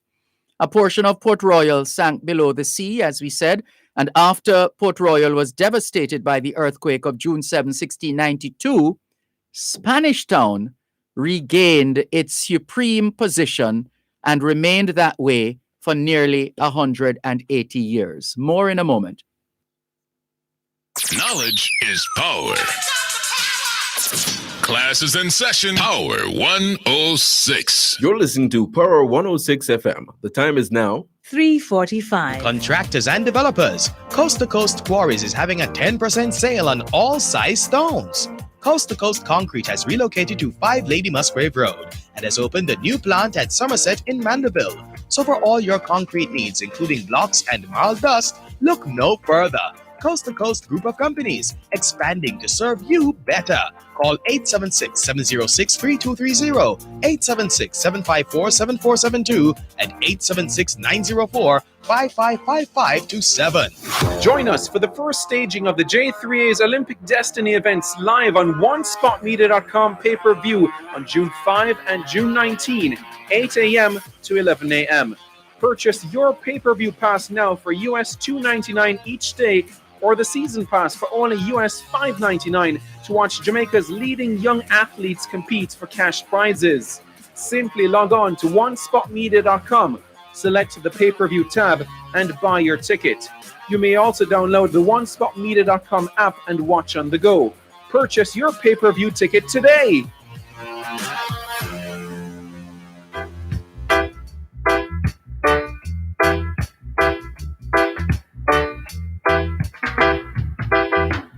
He who seeks of only vanity and no love for humanity shall fade away, fade away.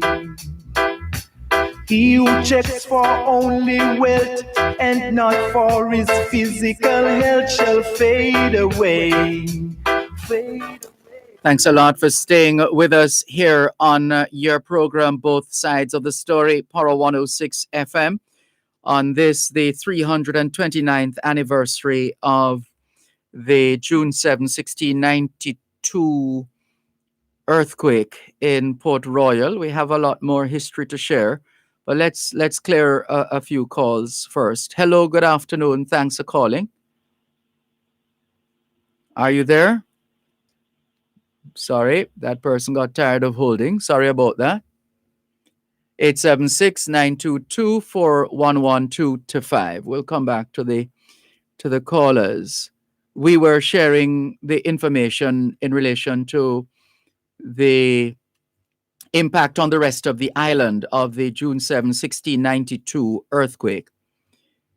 It was felt right across the island, and there were many landslides. As we said, the Rio Cobre, for example, was blocked in several places, and St. Anne's Bay was seriously affected by a tsunami. And a tsunami is an extensive and destructive ocean wave. Tomorrow is World Oceans Day, by the way. A portion of Port Royal sank below the sea, as we mentioned. And after Port Royal was devastated by the earthquake of June 7, 1692, Spanish Town regained its supreme position and remained that way for nearly 180 years. Spanish Town itself served as capital of Jamaica from 1534 to 1872. But there was a time, I think, just before 1872, when the capital was shifted to Kingston briefly, and then back to Spanish Town, or the other way around. There's that part of the history as well. But let's continue. Some other stories coming out of the 1692 earthquake. A landslide associated with the earthquake, which had buried most of Port Royal under the sea, also buried an estate, killing 19 people at the foot of a mountain east of the village of Easington in St. Thomas. Good afternoon to the people of Easington in St. Thomas. The estate was said to have been owned by a Dutchman who had been exceedingly cruel to his slaves. Because of this, the scar over 1,000 feet high, which remained, has since been called Judgment Cliff. So that's where the name Judgment Cliff. I think we might have mentioned or referenced Judgment Cliff when we were in St. Thomas in Morant Bay a couple of Thursdays ago. Judgment Cliff. Well, that's how the name came about. That a landslide associated with the earthquake in 1692, which had buried most of Port Royal under the sea, also buried an estate, killing 19 people at the foot of a mountain east of the village of Easington, St. Thomas. The estate was said to have been owned by a Dutchman who had been exceedingly cruel to his slaves.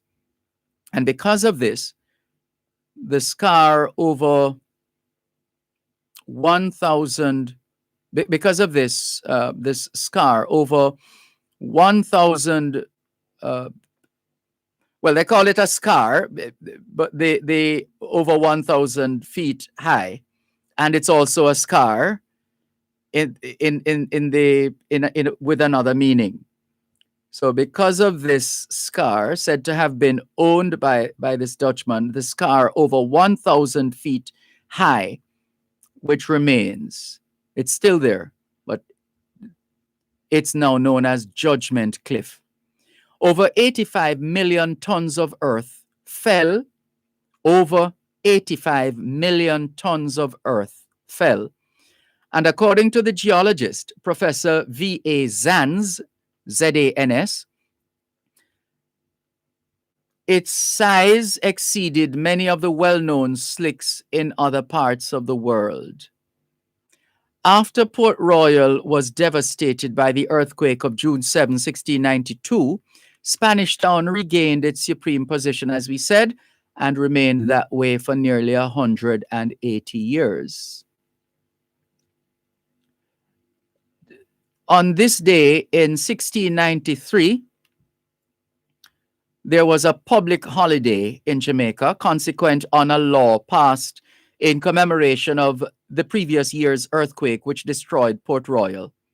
The law established it as a perpetual anniversary day of fasting and humiliation, and for the mortification of the flesh, thereby to appease the divine wrath of which the earthquake was a manifestation. Let's look at 1694, 2 years after the earthquake. On this day in 1694, exactly 2 years after the Port Royal earthquake, just when the survivors were attempting to lay out a new town on the opposite shore in the parish of St. Andrews, the alarm was raised that French invasion was imminent. French invasion was imminent. Buccaneer governor of Saint-Domingue, Jean Ducasse, that's Jean, Ducasse, D-U, capital C-A-S-S-E, Buccaneer governor of Saint-Domingue, S-T dot, for Saint, Domingue, D-O-M-I-N-G-U-E, Buccaneer governor of Saint-Domingue, which is now shared. That piece of land is now shared. Shared between Haiti and the Dominican Republic.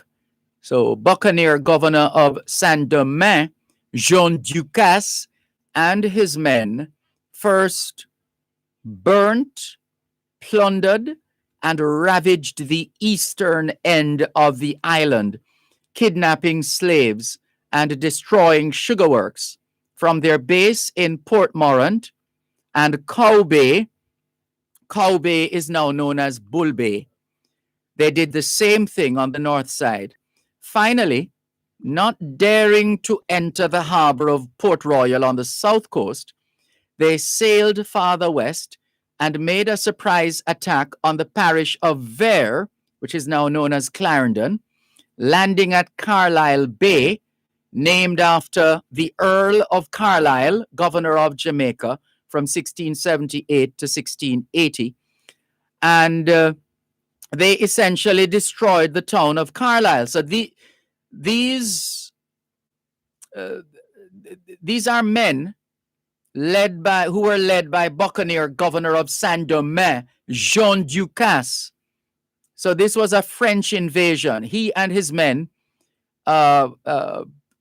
invaded Jamaica to a point, actually, and they destroyed the town of Carlisle. Martial law was declared. Fort Charles at Port Royal was hurriedly repaired. The guard at the narrow pass at Rockfort was strengthened. It was a real fort. It's not just a place name. There was a fort there. A fort is really an area that has been established to provide some kind of a buffer or protection. It's another way, like a fortress. The root word being fort. It could be a castle, a citadel, a tower. You get the picture. A stronghold, a fortification, a bastion. Right, a fort. Let's get back to the substance of the history before we have to take another break. Let's finish this story. So that they destroyed the town of Carlisle, and as we said, martial law was declared. Fort Charles at Port Royal was hurriedly repaired. The guard at the narrow pass at Rockfort was strengthened, and a fortification erected in the parade for the bolstering of the defense. Although the attack was finally repulsed, the English had very nearly lost Jamaica to the French. So almost. The English almost lost Jamaica to the French, and the island had suffered severely. So we almost became a French territory. According to Governor William Beeston, in his journal, Christians, Jews, and Negroes, together, led by Major Richard Lloyd, finally repulsed these invaders. So isn't this the story still of Jamaica, out of many one?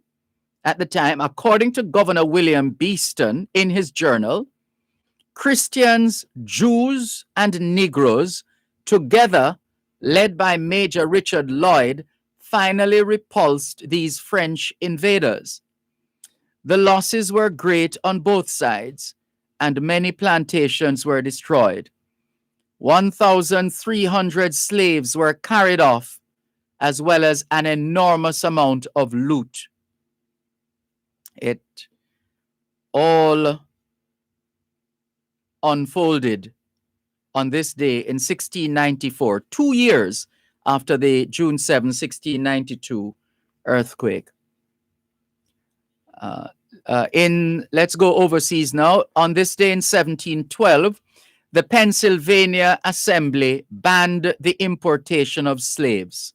On this day in 1712, the Pennsylvania Assembly banned the importation of slaves. And let's back up a bit to make sure we didn't miss anything else with respect to... all right, there's another bit of information. What time is it? We might not have time to start it. No. Let's give you a couple of short ones. 1494, Spain and Portugal signed the Treaty of Tordesillas, Tordesillas, which divided the New World between the two countries. 1498, Christopher Columbus left on his third voyage of exploration. 1546, the Peace of Ardres ended the war between France and England. 1654, Louis XIV was crowned King of France. 1666, John Wilson and Anne Zeal became the first couple to be married at the St. Andrew Parish Church right here in Jamaica. More in a moment. At Wellington Dental, they offer cleaning, filling, whitening, and other services for the entire family. The time by Wellington Dental is 4 o'clock.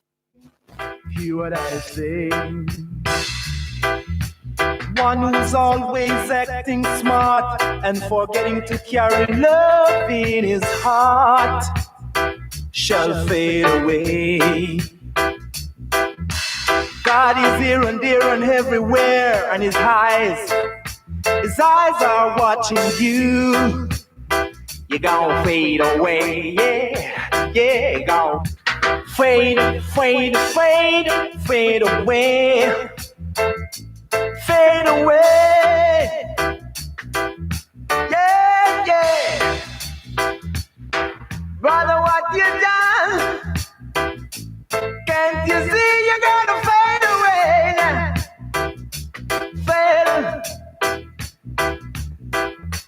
Fade in the morning, fade in the evening. Surely you're gonna fade, yeah, you're gonna fade every day now.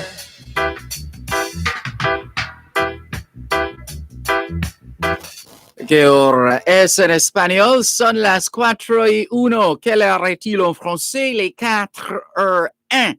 现在几点了？10点01分. A minute past 4 o'clock in the afternoon here at Broadcast House, 32 Lyndhurst Road, Kingston 5, St. Andrew, Jamaica. Have you had a checkup lately? If not, now is a good time. Let's not wait till we get sick to get a checkup. How about that?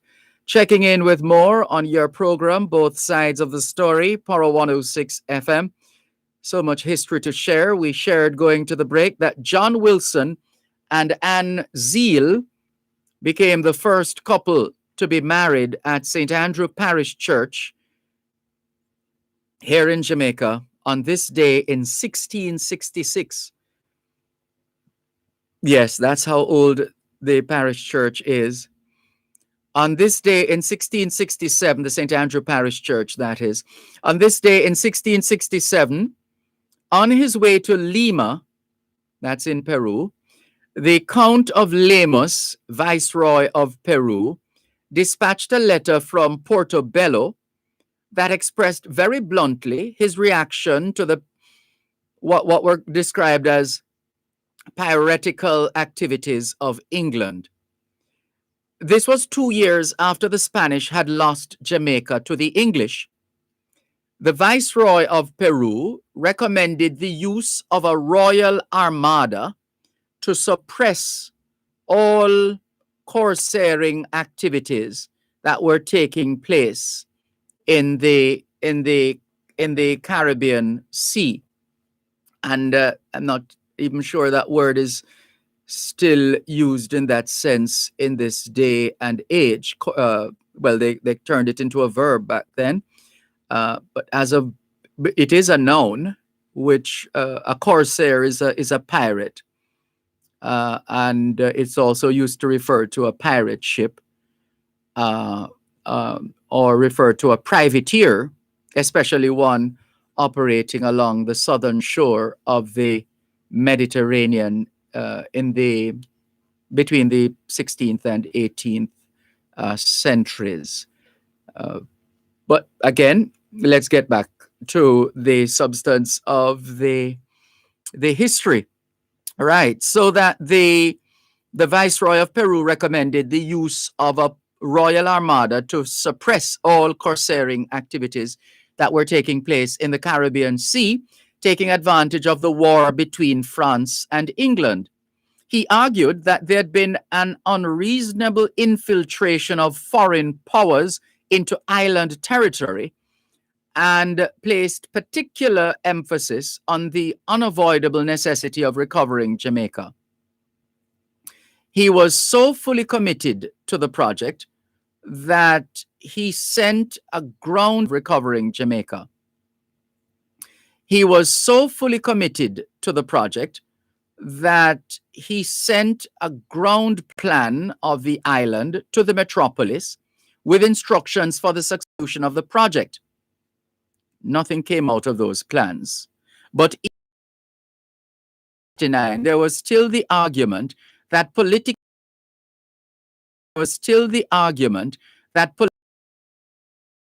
and economic necessity dictated the need for Spain to recover Jamaica from England by peaceful or violent means. That's how much Jamaica meant to them back then. It was felt that as long as England held Jamaica, there would be no security in the Spanish possessions in whose circumference one could call Jamaica the center. But we have long known that Jamaica and the geography and everything else that go with that is an indication that Jamaica is a central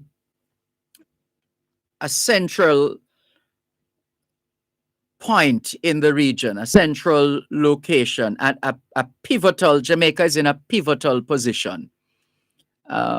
There's a term, I wonder if that would be appropriate to refer to Jamaica along those lines.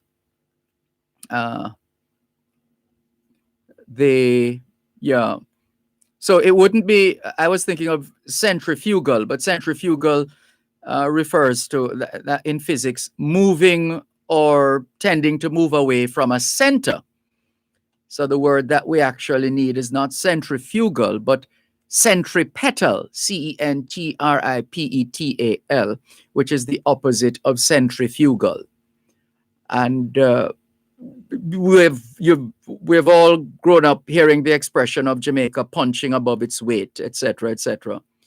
So Jamaica has always been a significant country in the history of the world and continues to be a significant country in the history of the world. The Desiderata says, You are a child of the universe. You have a right to be here. Yeah, so Jamaica is a significant part of this universe and has a right to be here. And there's another one that says, that's from Mariana. Is it Marianne Williams? That section of that piece where she says, you're playing small. Oh, goodness. Trying to remember it. There's a section. You're playing small does not serve the world. From that piece by Marianne Williamson. Marianne Williamson. With the piece that starts by saying, our deepest fear is not that we are inadequate, and it goes on. But that line that says, you're playing small does not serve the world, not only goes for the individual, but obviously for Jamaica. Anyway, let's get back once again to the substance of the history. We see your multiple messages. We're coming to clear those in a moment. But let's get back to Jamaica, as we said, being at the center. Yeah, I think we've pretty much covered that. So let's move on now and look at, let's go to 1775. The United Colonies changed their name to the United States. On this day in 1775, the United Colonies changed their name to the United States. Richard Henry Lee of Virginia introduced a resolution in the Continental Congress proposing a Declaration of Independence in the United States. On this day in 1776, Paul Gauguin, French post-impressionist painter, born on this day in 1848. Mexico City was captured by French troops on this day in 1863. They didn't obviously last. The French didn't last long enough to Frenchify Mexico, because Mexico is still a Spanish-speaking country. 1893. Let's look at 1893. In an event that would have dramatic repercussions for the people of India, Mohandas K. Gandhi, a young Indian lawyer working in South Africa, refused to comply with racial segregation rules on a South African train and was forcibly ejected at Pietermaritzburg, Pietermaritzburg. Some more for you. 1894, Robert Carl Nunez was born on this day in 1894. Robert Carl Nunez played for Kensington Cricket Club, Collegiate School, Woolmer's Boys School, Jamaica College, Dulwich College in England, where he broke all the batting records. He was made vice captain of Kensington Cricket Club. And in 1923, Robert Carl Nunez was called up to represent the West Indies on their tour of England. Professor Pierre Curie revealed the discovery of polonium on this day in 1903. The first vessel passed through the Panama Canal on this day in 1914.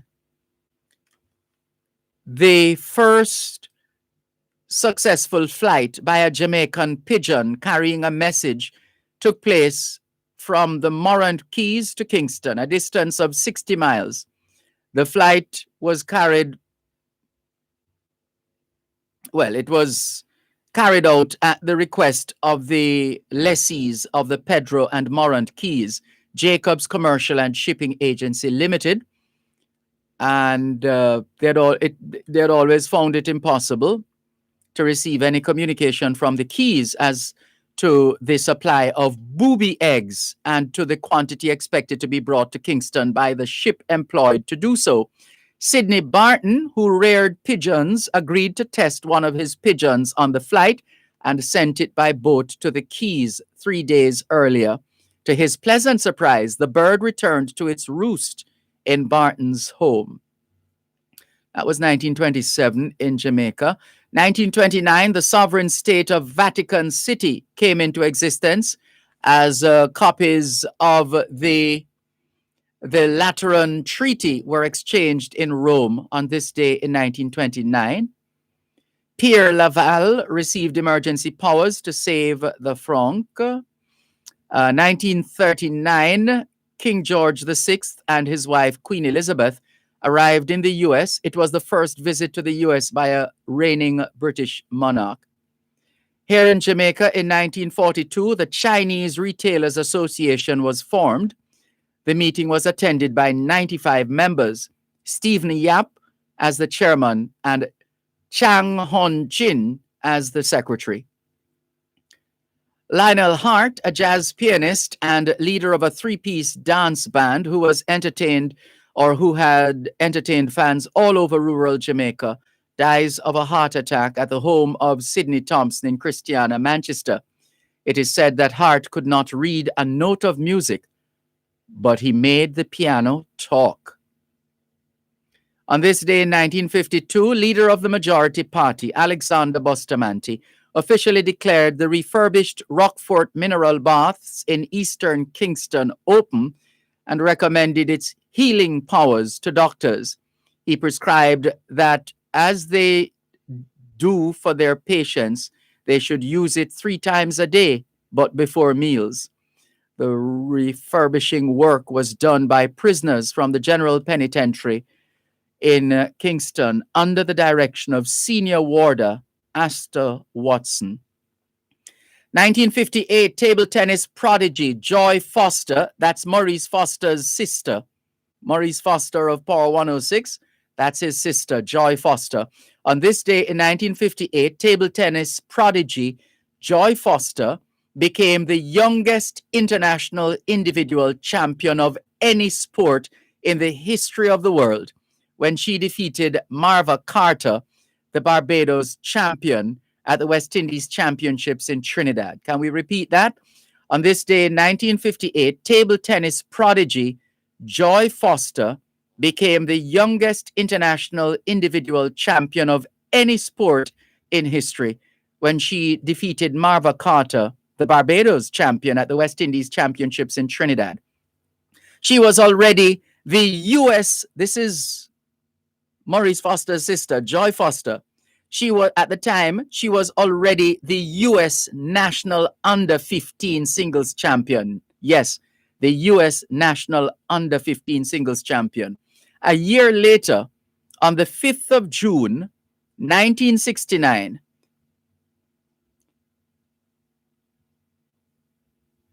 I beg your pardon, 1959, on the 5th of June, 1959, 9-year-old Joy Foster successfully defended her Jamaican women's singles. Did you hear that? 9-year-old, I said 9, yes. 9-year-old. Let's come back to that in just a moment. Knowledge is power. Class is in session. Power 106. You're listening to Power 106 FM. The time is now 4:15. Hose Assembly and Supply HAS is the best at what they do. They supply hoses, fittings, and tools. They guarantee they are unbeatable in price and quality combined. Branded by you as the hose and tool boss with the most effective industrial solutions. Come, experience the joy of shopping with the hose boss. Call 876-923-3936 or visit them at 173 Hagley Park Road, 2 Charlesworth Crescent, or Montego Bay Trade Center. HAS would like to thank their customers for over 30 years. Tune into Farm Talk, 6:18 to 6:35 a.m. the first Tuesday of every month, and 6:18 to 6:45 p.m. the last Tuesday of every month for First and in the Field. Real issues, real solutions. Join the Newport First and team in the field as they identify problems and tell you how to address them. First and in the Field, Real Issues, Real Solutions is brought to you by Newport First and Jamaica Limited, the first on the land. Only vanity and no love for humanity shall fade away, fade away. Que hora es en español? Son las 4:17. Quelle heure est-il en français? Il est 4:17. 现在几点了？10点17分。17 minutes past 4 o'clock in the afternoon here at Broadcast House, 32 Lyndhurst Road, Kingston 5, St. Andrew, Jamaica. Have you done your homework yet? If not, now is a good time. Good afternoon to all the schoolers listening to us, all the students from the early childhood level to the secondary level. Trust you had a productive day of learning today. Hope you also managed to get in some physical activity, just as important as mental activity. As we always say, young people, socialization makes you educable, education makes you trainable, training makes you employable, and the right attitude makes you successful. Homework time, young people. Let's complete the story of this genius of a table tennis superstar, Joy Foster, sister of Maurice Foster, our colleague here at Power 106. On the 5th of June, 1959, 9-year-old Joy Foster successfully defended her Jamaican women's singles table tennis title when she defeated former 5-time Jamaican table tennis champion Madge Bond in the finals of the Rainbow Table Tennis Championship at Emmett Park in Kingston, 13-21, 21-19, 21-16. She then teamed with her rival to defeat P. Loy and MJ Fox to take the women's doubles. She wasn't even she wasn't even a woman, but she won she was a part of the team that won the women's doubles. She was still a girl, still a little girl, and she took along with so she participated in the women's doubles title. She took the title, and 21-8, 22-24, 21-19. This is the same Joy Foster we have told you a bit about before. Jamaica's first Sportsman and Sportswoman of the Year awards were presented in 1961. Joy Foster became Jamaica's first ever Sportswoman of the Year while she was still a little girl. Joy Foster was 8 years old. Can I say that again? Joy Foster was 8 years old when she became Jamaica's first Sportswoman of the Year. Joy Foster, 8 years old when she became Jamaica's first Sportswoman of the Year. At age 8, she had defeated Madge Bond to become table tennis champion of Jamaica. In fact, Joy Foster was featured in the Guinness Book of World Records as the youngest ever senior national representative at age 8 in any international sport in the history of the world. Joy Foster was also featured in Ebony magazine and World Sports magazine. Joy Foster started playing at age 4. Joy Foster started playing table tennis at the age of 4. She was coached by her father, Audley George Gig Foster, at his home base, his home-based Wilfost Aces Club. Wilfost Aces Club at his home. Also in the camp were her older brothers. Guess who? Maurice Foster, our colleague here at Power 106, and Dave Foster. Can you picture her at 8 years old? Barely able to see over the ping pong table or the table tennis board, if you prefer. She was noted for her attacking play, her temperament, and gracious demeanor. Joy Foster. What a joy to share that story. Can we clear some of the many messages before we get back to some more history? How about that? Let's clear these messages. Multiple messages popping up all over. Let's go to Ricardo in Glengoff, St. Catherine, shouting out to everybody as usual. He says, congrats to Pocket Rocket for running 10.63. And or I think you want to say we might be surprised to know that she can run faster or something like that. But of course, she's Shelly Ann Fraser Price. Shelly Ann Fraser Price, 1063. 1063. And running 1063 as clean as a whistle. If you get the point. Yeah, we're sure you got it. Well done, Shelly Ann Fraser Price. Well done. But I'm happy to have shared the story of Joy Foster just to help to make the point. We've always been a country of champions. We've always been a country of champions. Unfortunately, we have not, to this point, found the formula to make every single Jamaican a champion in his or her own right. And it doesn't mean necessarily having a world record, but just in terms of one's own performance at the micro level and how that ties in to the overall fabric of this glorious country of ours. Well done, Shelly Ann Fraser Price, Pocket Rocket. Good afternoon. Who is this? Cuban in Georgia. Thank you very much. Thank you very much. I'm not sure 2022 makes sense that I noticed.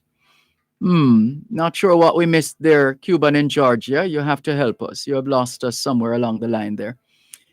This one says, hi, Dervan. The St. Thomas issue of poor reception of Power 106.1. I wouldn't blame on our technicians. What I think the company should do is install more cell towers all over the cell towers. Well, you mean more transmission sites. Maybe that's what you're saying. All over the island to improve transmission of your station. I have also experienced the agony of not being able to hear your station when traveling to St. Thomas, and it made me upset at times. I have always been listening to your program from my vehicles. I recently bought a radio just to hear the station from my office. LOL. Well, we thank you very much for going the distance to support Power 106 FM despite our shortcomings. Thank you. We're going to post your message right now in the transmission group, the transmission TV, radio, WhatsApp group within the RGR Gleaner Communications group. I'm seeing a response here in the group. Let's see what this is in reference to. No JPS generator down. I'm not sure if that is in reference to this to the message. Let's see if we can make the connection. Good afternoon. Good afternoon. I'm tired of No JPS police generator down. No JPS police generator down. And I'm not sure that is in reference to the message we posted about from Curtis in Claremont. Was that Curtis? Yeah, Curtis in Claremont, St. Anne. I'm not sure we've received a response to the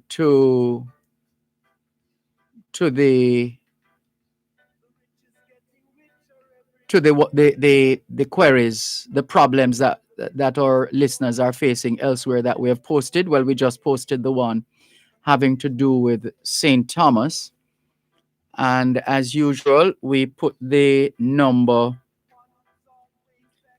we include the number in the message so that if a member of our transmission team wishes to make contact with the listener, he can do so. So we're doing the same here, making sure number is included.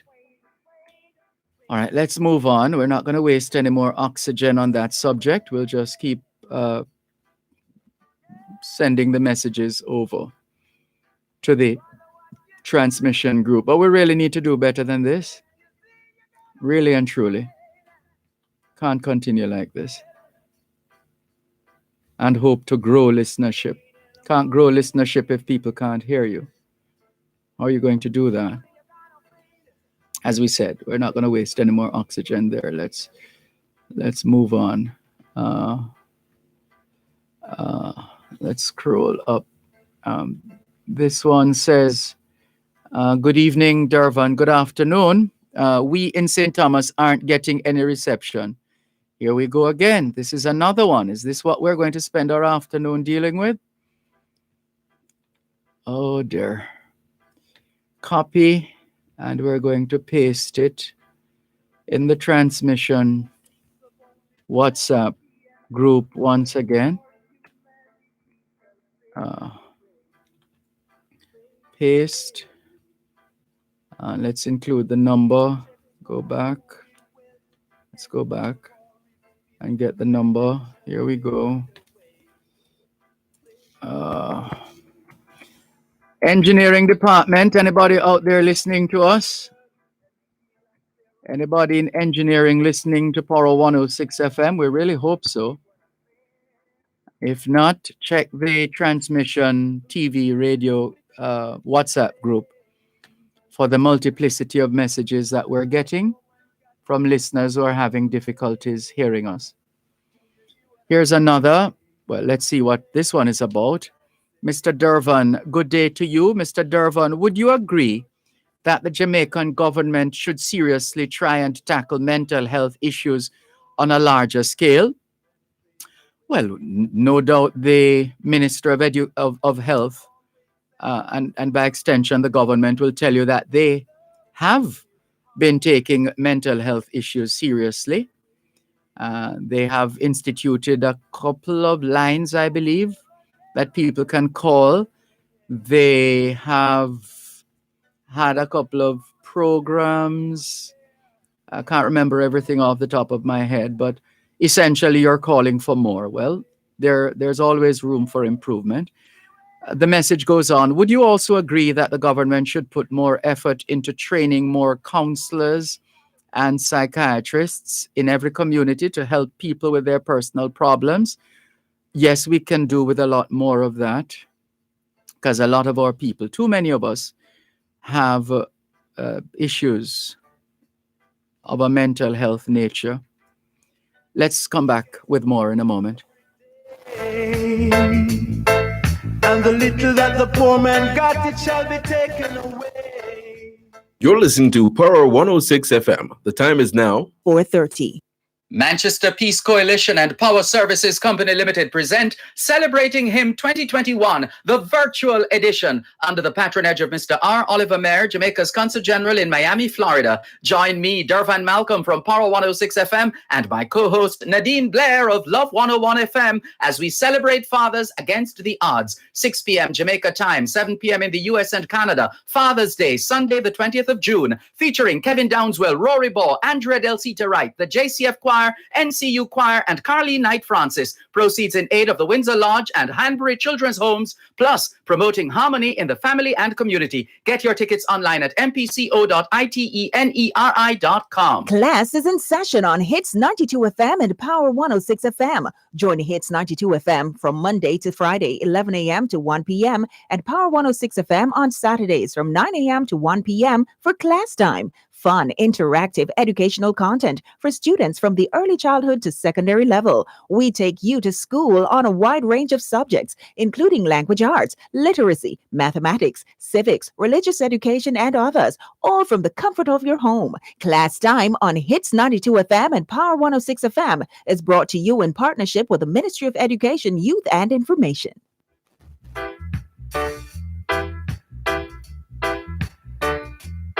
¿Qué hora es en español? Son las 5 menos 29. Quelle heure est-il en français? Les 5h moins 29. 现在几点了？5点加29分. 29 minutes to 5 o'clock in the afternoon here at Broadcast House 32 Lyndhurst Road, Kingston 5, St. Andrew, Jamaica. Do you know where your children are? Are they where they're supposed to be? Doing what they're supposed to be doing? It's a good time to check up on the children. A good time for us to continue with more on your program, Both Sides of the Story, Power 106 FM. We've been going for a while, so we're trying to clear the messages now.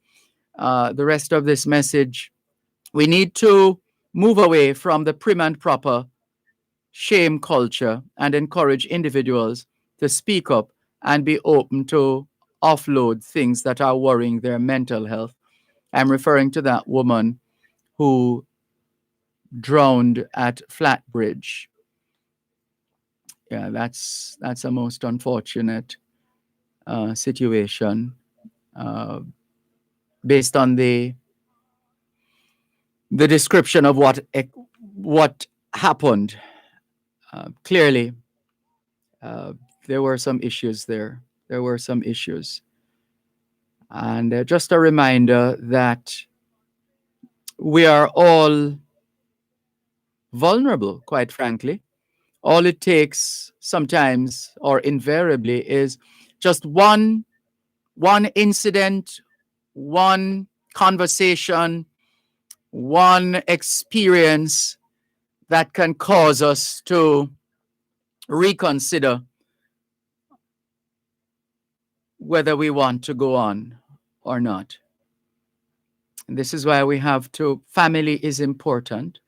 Very good friends are important. People we can talk with, can share with, and express ourselves and get off some of that steam, which, if not expelled from the body, will then turn on the body itself. It will, which could then lead to an explosion of various sorts. Our condolences to those who have left us via that route, and we trust that the rest of us will do our best to do no harm, to borrow a term associated with the medical profession. In whatever we do no harm, including hurting people's feelings. Let's try our best. Do no harm. Because as my late mother would say, the frog said, what is joke to you is death to him. So you might take something for a joke, or you don't take something or somebody's feelings seriously. And that reaction is then manifested by that individual, by that hurt individual in various ways, which is why we have the expression that says, hurt people hurt people. Hurt people hurt people.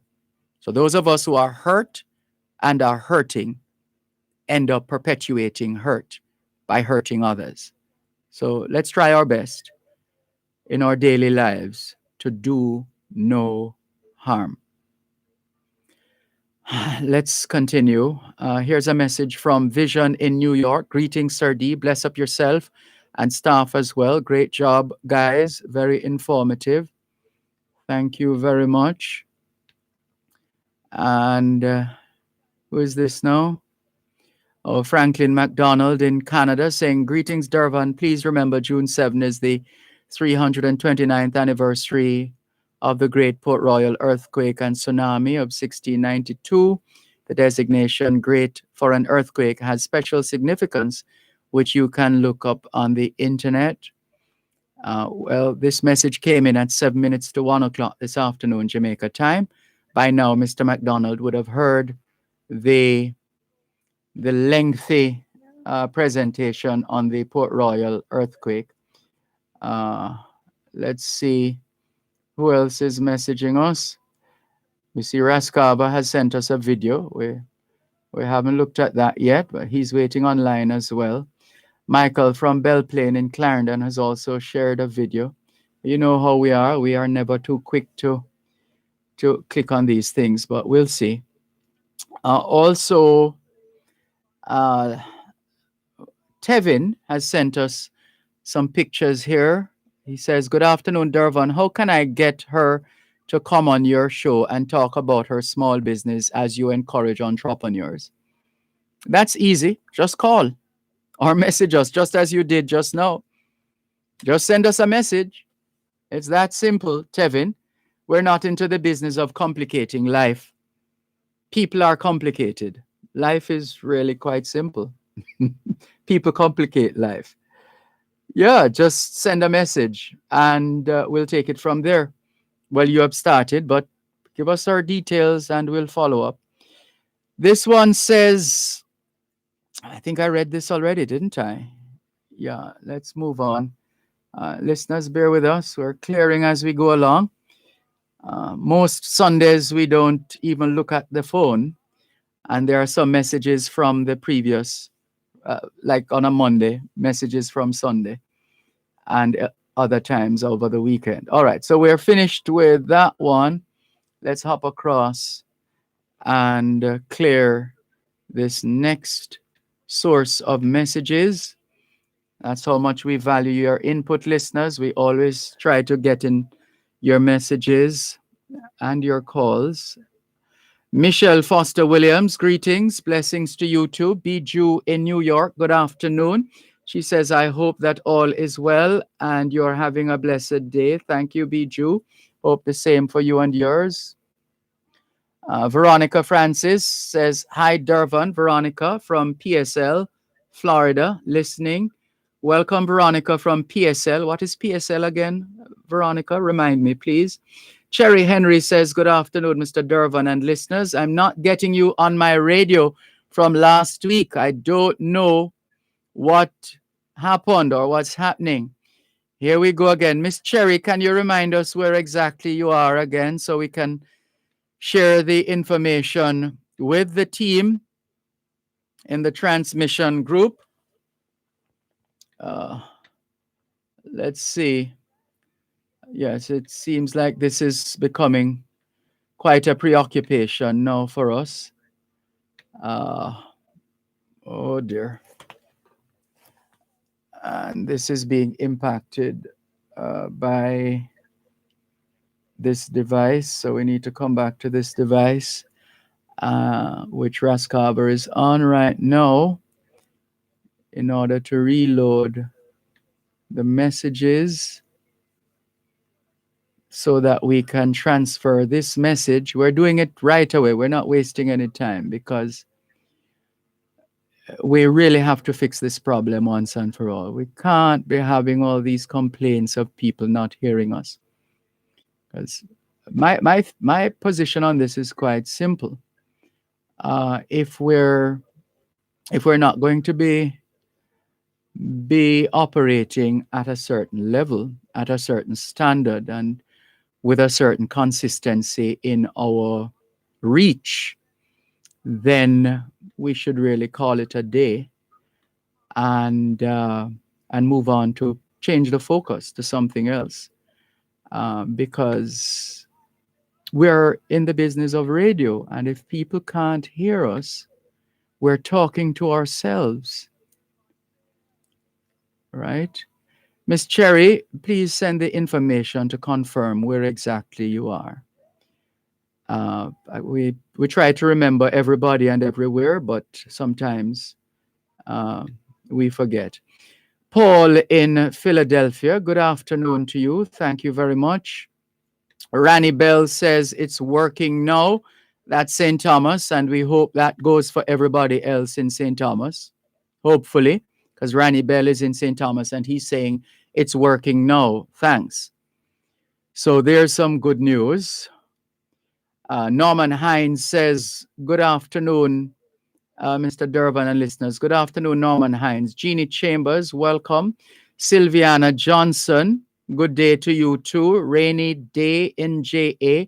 Well, we can't see anything from inside our studios here, so we haven't a clue what the weather is like outside.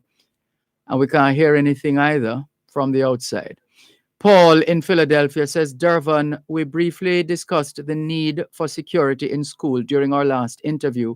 However, we did not get into the details. The lack of security in school could potentially affect our donation efforts. Many schools have told me that they have made numerous requests for security personnel from the Ministry of Education with no response. We cannot donate supplies to schools that are at risk. The question for the ministry is, what is the ministry's plan to address security in these schools? The major areas of impact are technology donations and school farms. School farms can support some of the students' nutritional needs. Yeah, you've raised a few issues there that we will need to explore further. Over to the Ministry of Education, Youth and Information in the meantime. Pat Mullings Julal says, history lessons today. Yes, indeed. Rani Bell says it's working back my side now. So he's repeating that information. Cherry Henry is confirming that she is in Tar Isle, St. Mary, and that's where she's been having a difficulty hearing us. Cherry in Tar Isle, St. Mary. Let's add that reply to the message that we sent to the transmission group. And we just did that. Let's go back to the other messages now. We got the message, Miss Cherry. Thank you very much. And Norman Hines says, yes, it's working now. Whew. We need a break. Give us a break, Raskava. Your time to talk. Let's see. Hold on. Let's bring in Raskava here. Going to the break nonetheless, but we have a couple of minutes. Raskava, it's all yours. Give thanks, man. The plot bid was not on the list of things that I wanted was to talk about. Although on the list, it was just two topics. But that flat bridge, I have voluntarily draw a plan of how to save lives of people crossing that river there, And I sent it on to the relevant ministry, and they've never accepted receiving it. Because the problem with that river is because it has no rails. So vehicles can just go over it as how they want to. I think that issue came up some years ago, Raskava, and the response was that they have tried it before. It's a little problematic to add rails onto the bridge or something to that effect. Some years ago, I remember hearing that response. If you didn't listen, you wouldn't even need to say that. Because that's not what I was thinking. I was talking about a 60-degree angle coming from the stoplight, going right into that right-hand corner. All right, hold on. Let's take the break and come back. One moment. You're listening to Power 106 FM. The time is now 4:45.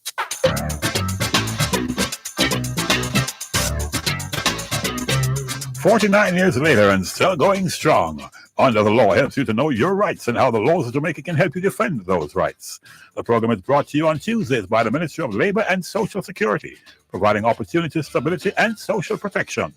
Under the Law at 6:45 and 8:55 a.m. and at 4 and 9:55 p.m. Tuesdays on Power 106 FM.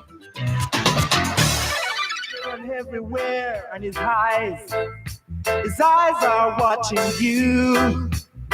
You gon' fade away, yeah, gon' fade away. Que hora es en español? Son las 5 menos 14. Quelle heure est-il en français? Il est 5 heures moins 14. 现在几点了？5点加14分. 14 minutes to 5 o'clock in the afternoon.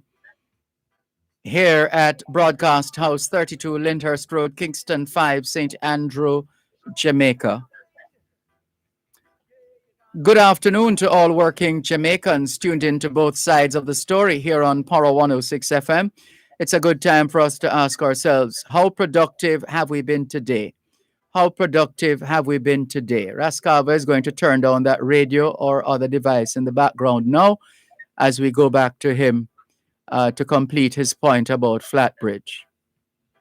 Please go ahead without the radio, Rascava. I didn't have a radio on. It was a fan. A fan? Yeah. Don't you have like a heat? Oh. I was saying that there's no way you can put rails on that bridge as it is now, because when the river come down, the rail goes with it. I was saying though, from that stoplight in the 90-degree corner there, you make a 60-degree angle, go right across to that bend, that right-hand bend, with a hump bridge. There's no way you can worry about footing of the bridge because rock, and both sides are rock. We lost something there that you said after bridge, footing of the bridge. What did you say? There's no way we should be worrying about the footing because both sides is rock. Oh. Right, so you have a solid footing for the bridge and you make a hump. Like, because there are even more hump here. That water would have enough space underneath that hump to go and carry all the debris and tree and everything we are going with. And then the rails would be on top there now, that nobody else will be going over that bridge. Although me tell them, so we not charge them for the idea. No people take it in consideration. Not even they can, lad to it, to even say, well, this or that. If you can't do it from Jamaica, make the Chinese do it. People have been making bridge over water in a sea. And we have that affect people's lives ever so often. And we can't just make one home bridge that let the water have all enough space and more where it need. Probably you have the magic way of getting things done, but send on that to them, please. Well, we hope they are listening. Listening is one thing, acting is another. Don't take me. I'll draw the design, I know, man. That I wasn't saying it clearly enough, but I'll make sketches of it and send it. But please make a suggestion to the minister, because too many lives have lost there. And one more too much. That minister has been rather scarce, but we'll see. That's the Minister of Transport and Mining, the Honorable Robert Bobby Montague. I know he spoke in Parliament not so long ago in the budget debate, but other than that, he has been rather scarce. Send it to the office. You might just glad for the idea. But you can't take the same feet because then you say Rasta so. No, but seriously, yeah, that's something that needs attention. I don't know if it will still get the amount of attention it would have received had we not developed the highway to bypass Flatbridge. But enough said on that. Sorry, you were going on to Tivoli. Yes. You know that the rich man's shack is the poor man's castle. Yes. Right. So when they say that they had to bulldoze those shacks, it was the castle of the poor that lived there. That's what they had. That's all they had. So being as you see it as a shack, it was their castle. And they were bulldozed down, man, woman and children were pushed off. And as I said the other day, I was saying that not one of those members of the Rastafarian community get one of those rooms that they put at the space that they were occupying. And, say a curse has been placed on West Kingston because of that behavior. You think so? It's the pastor who lead that friendship with energy upon that. I don't see where friendship comes into what they did. Led by a pastor who should know the plight of poor, and yet he lead a team to go down there and cause so much dislocation, pain, sweat. Rasta cook them, go down, they go kick off them food off a fire.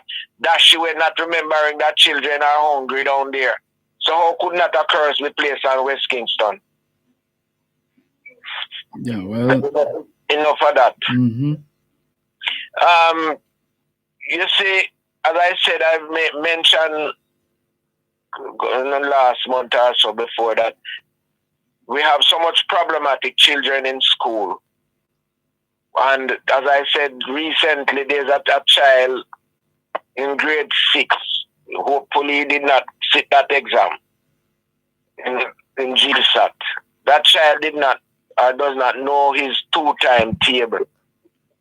And the government is now cutting the social worker guidance counselor from the primary schools. When whatever that child learn in primary school is the base that format their university education. And if they have problems in the school, the social worker, guidance counselors will go and make home visit to find out if there's a problem at the home, why the child is having a problem in school, or is the location that the child is placed in the classroom, or there is some mental issues. Because the counselors will take time out, because that's a part of their job, to go around and see what would cause that grade 6 child not to know, say, 5 can go into 10 only 2 times. And the government is cutting it. Letters have already been served. By June, there won't be no more position for guidance counselors / social worker in the primary schools. How can we set and pave a way for those children in primary school that needs the help? It seems I'm not sure. This was said or announced by who? The letters of informing the counselors already been delivered to them. So the position will be no more after June. Well, it seems I know there's an association of guidance counselors, and being the kind of human beings that they are, one would expect them to impress upon the decision makers the importance, if at no other time, right now, to have these professionals properly positioned in our educational institutions, doing what they do best. Given is that the primary schools does not have the quota, the amount of children enrolled for a counselor to be placed there. What they did is to use a counselor in a cluster of schools. So they will attend one school today, another tomorrow, 2 one day, and based on they demand. And yet them still cut it out. And you cannot talk about you don't have 500 children in our primary school, so you cannot place one counselor there. Them never quote the number, but they must say they don't have enough for a counselor to be placed in a school. And the primary school is the cradle, is the foundation of how that child attend grade 7 in high school.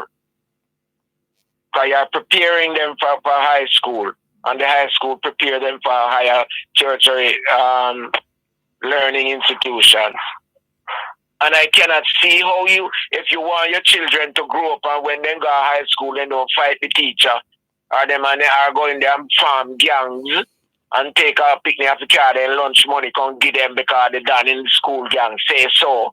You have to groom them from that level that they carry over that discipline, go over into the high school, and then we have less problem and nobody go there and stab up teacher or lay away teacher and kill them.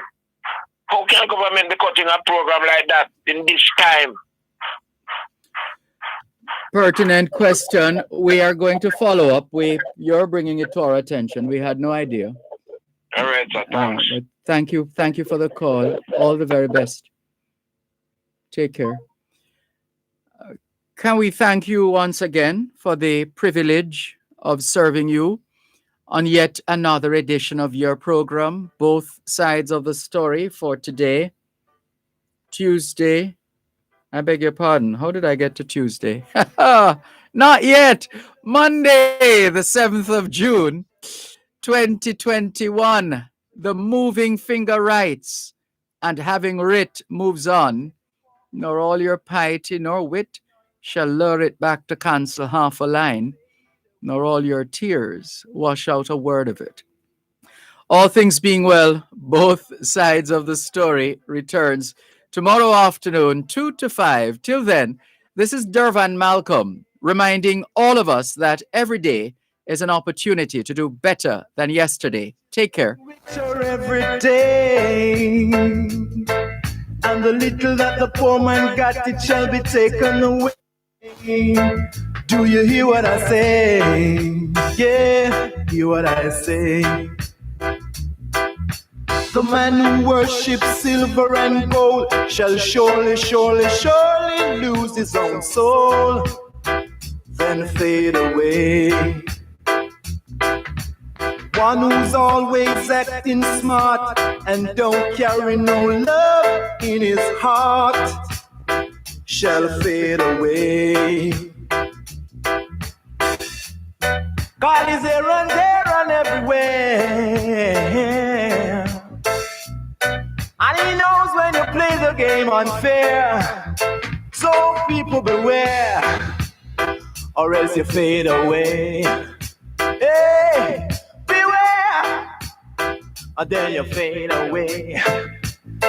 You gotta fade, gotta fade, gotta fade now.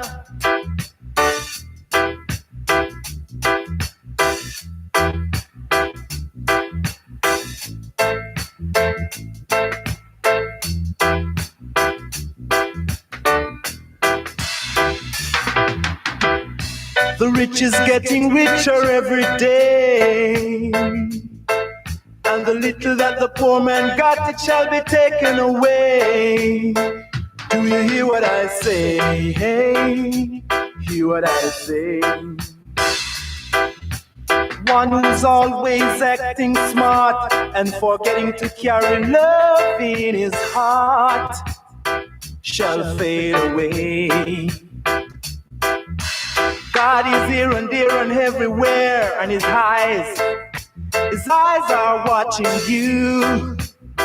You gon' fade away, yeah, yeah, you gon' fade, fade, fade, fade away, fade away, yeah, yeah. Brother, what you done? Can't you see you're gonna fade away now?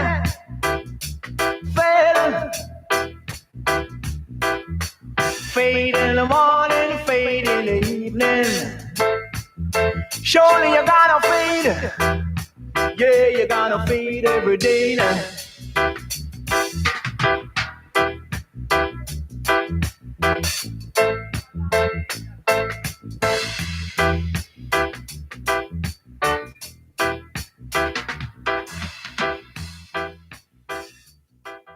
You're listening to Power 106 FM. The time is now 5 o'clock. News, comprehensive, powerful, and credible. Power 106 FM now presents a simulcast of Radio Jamaica's news at 5.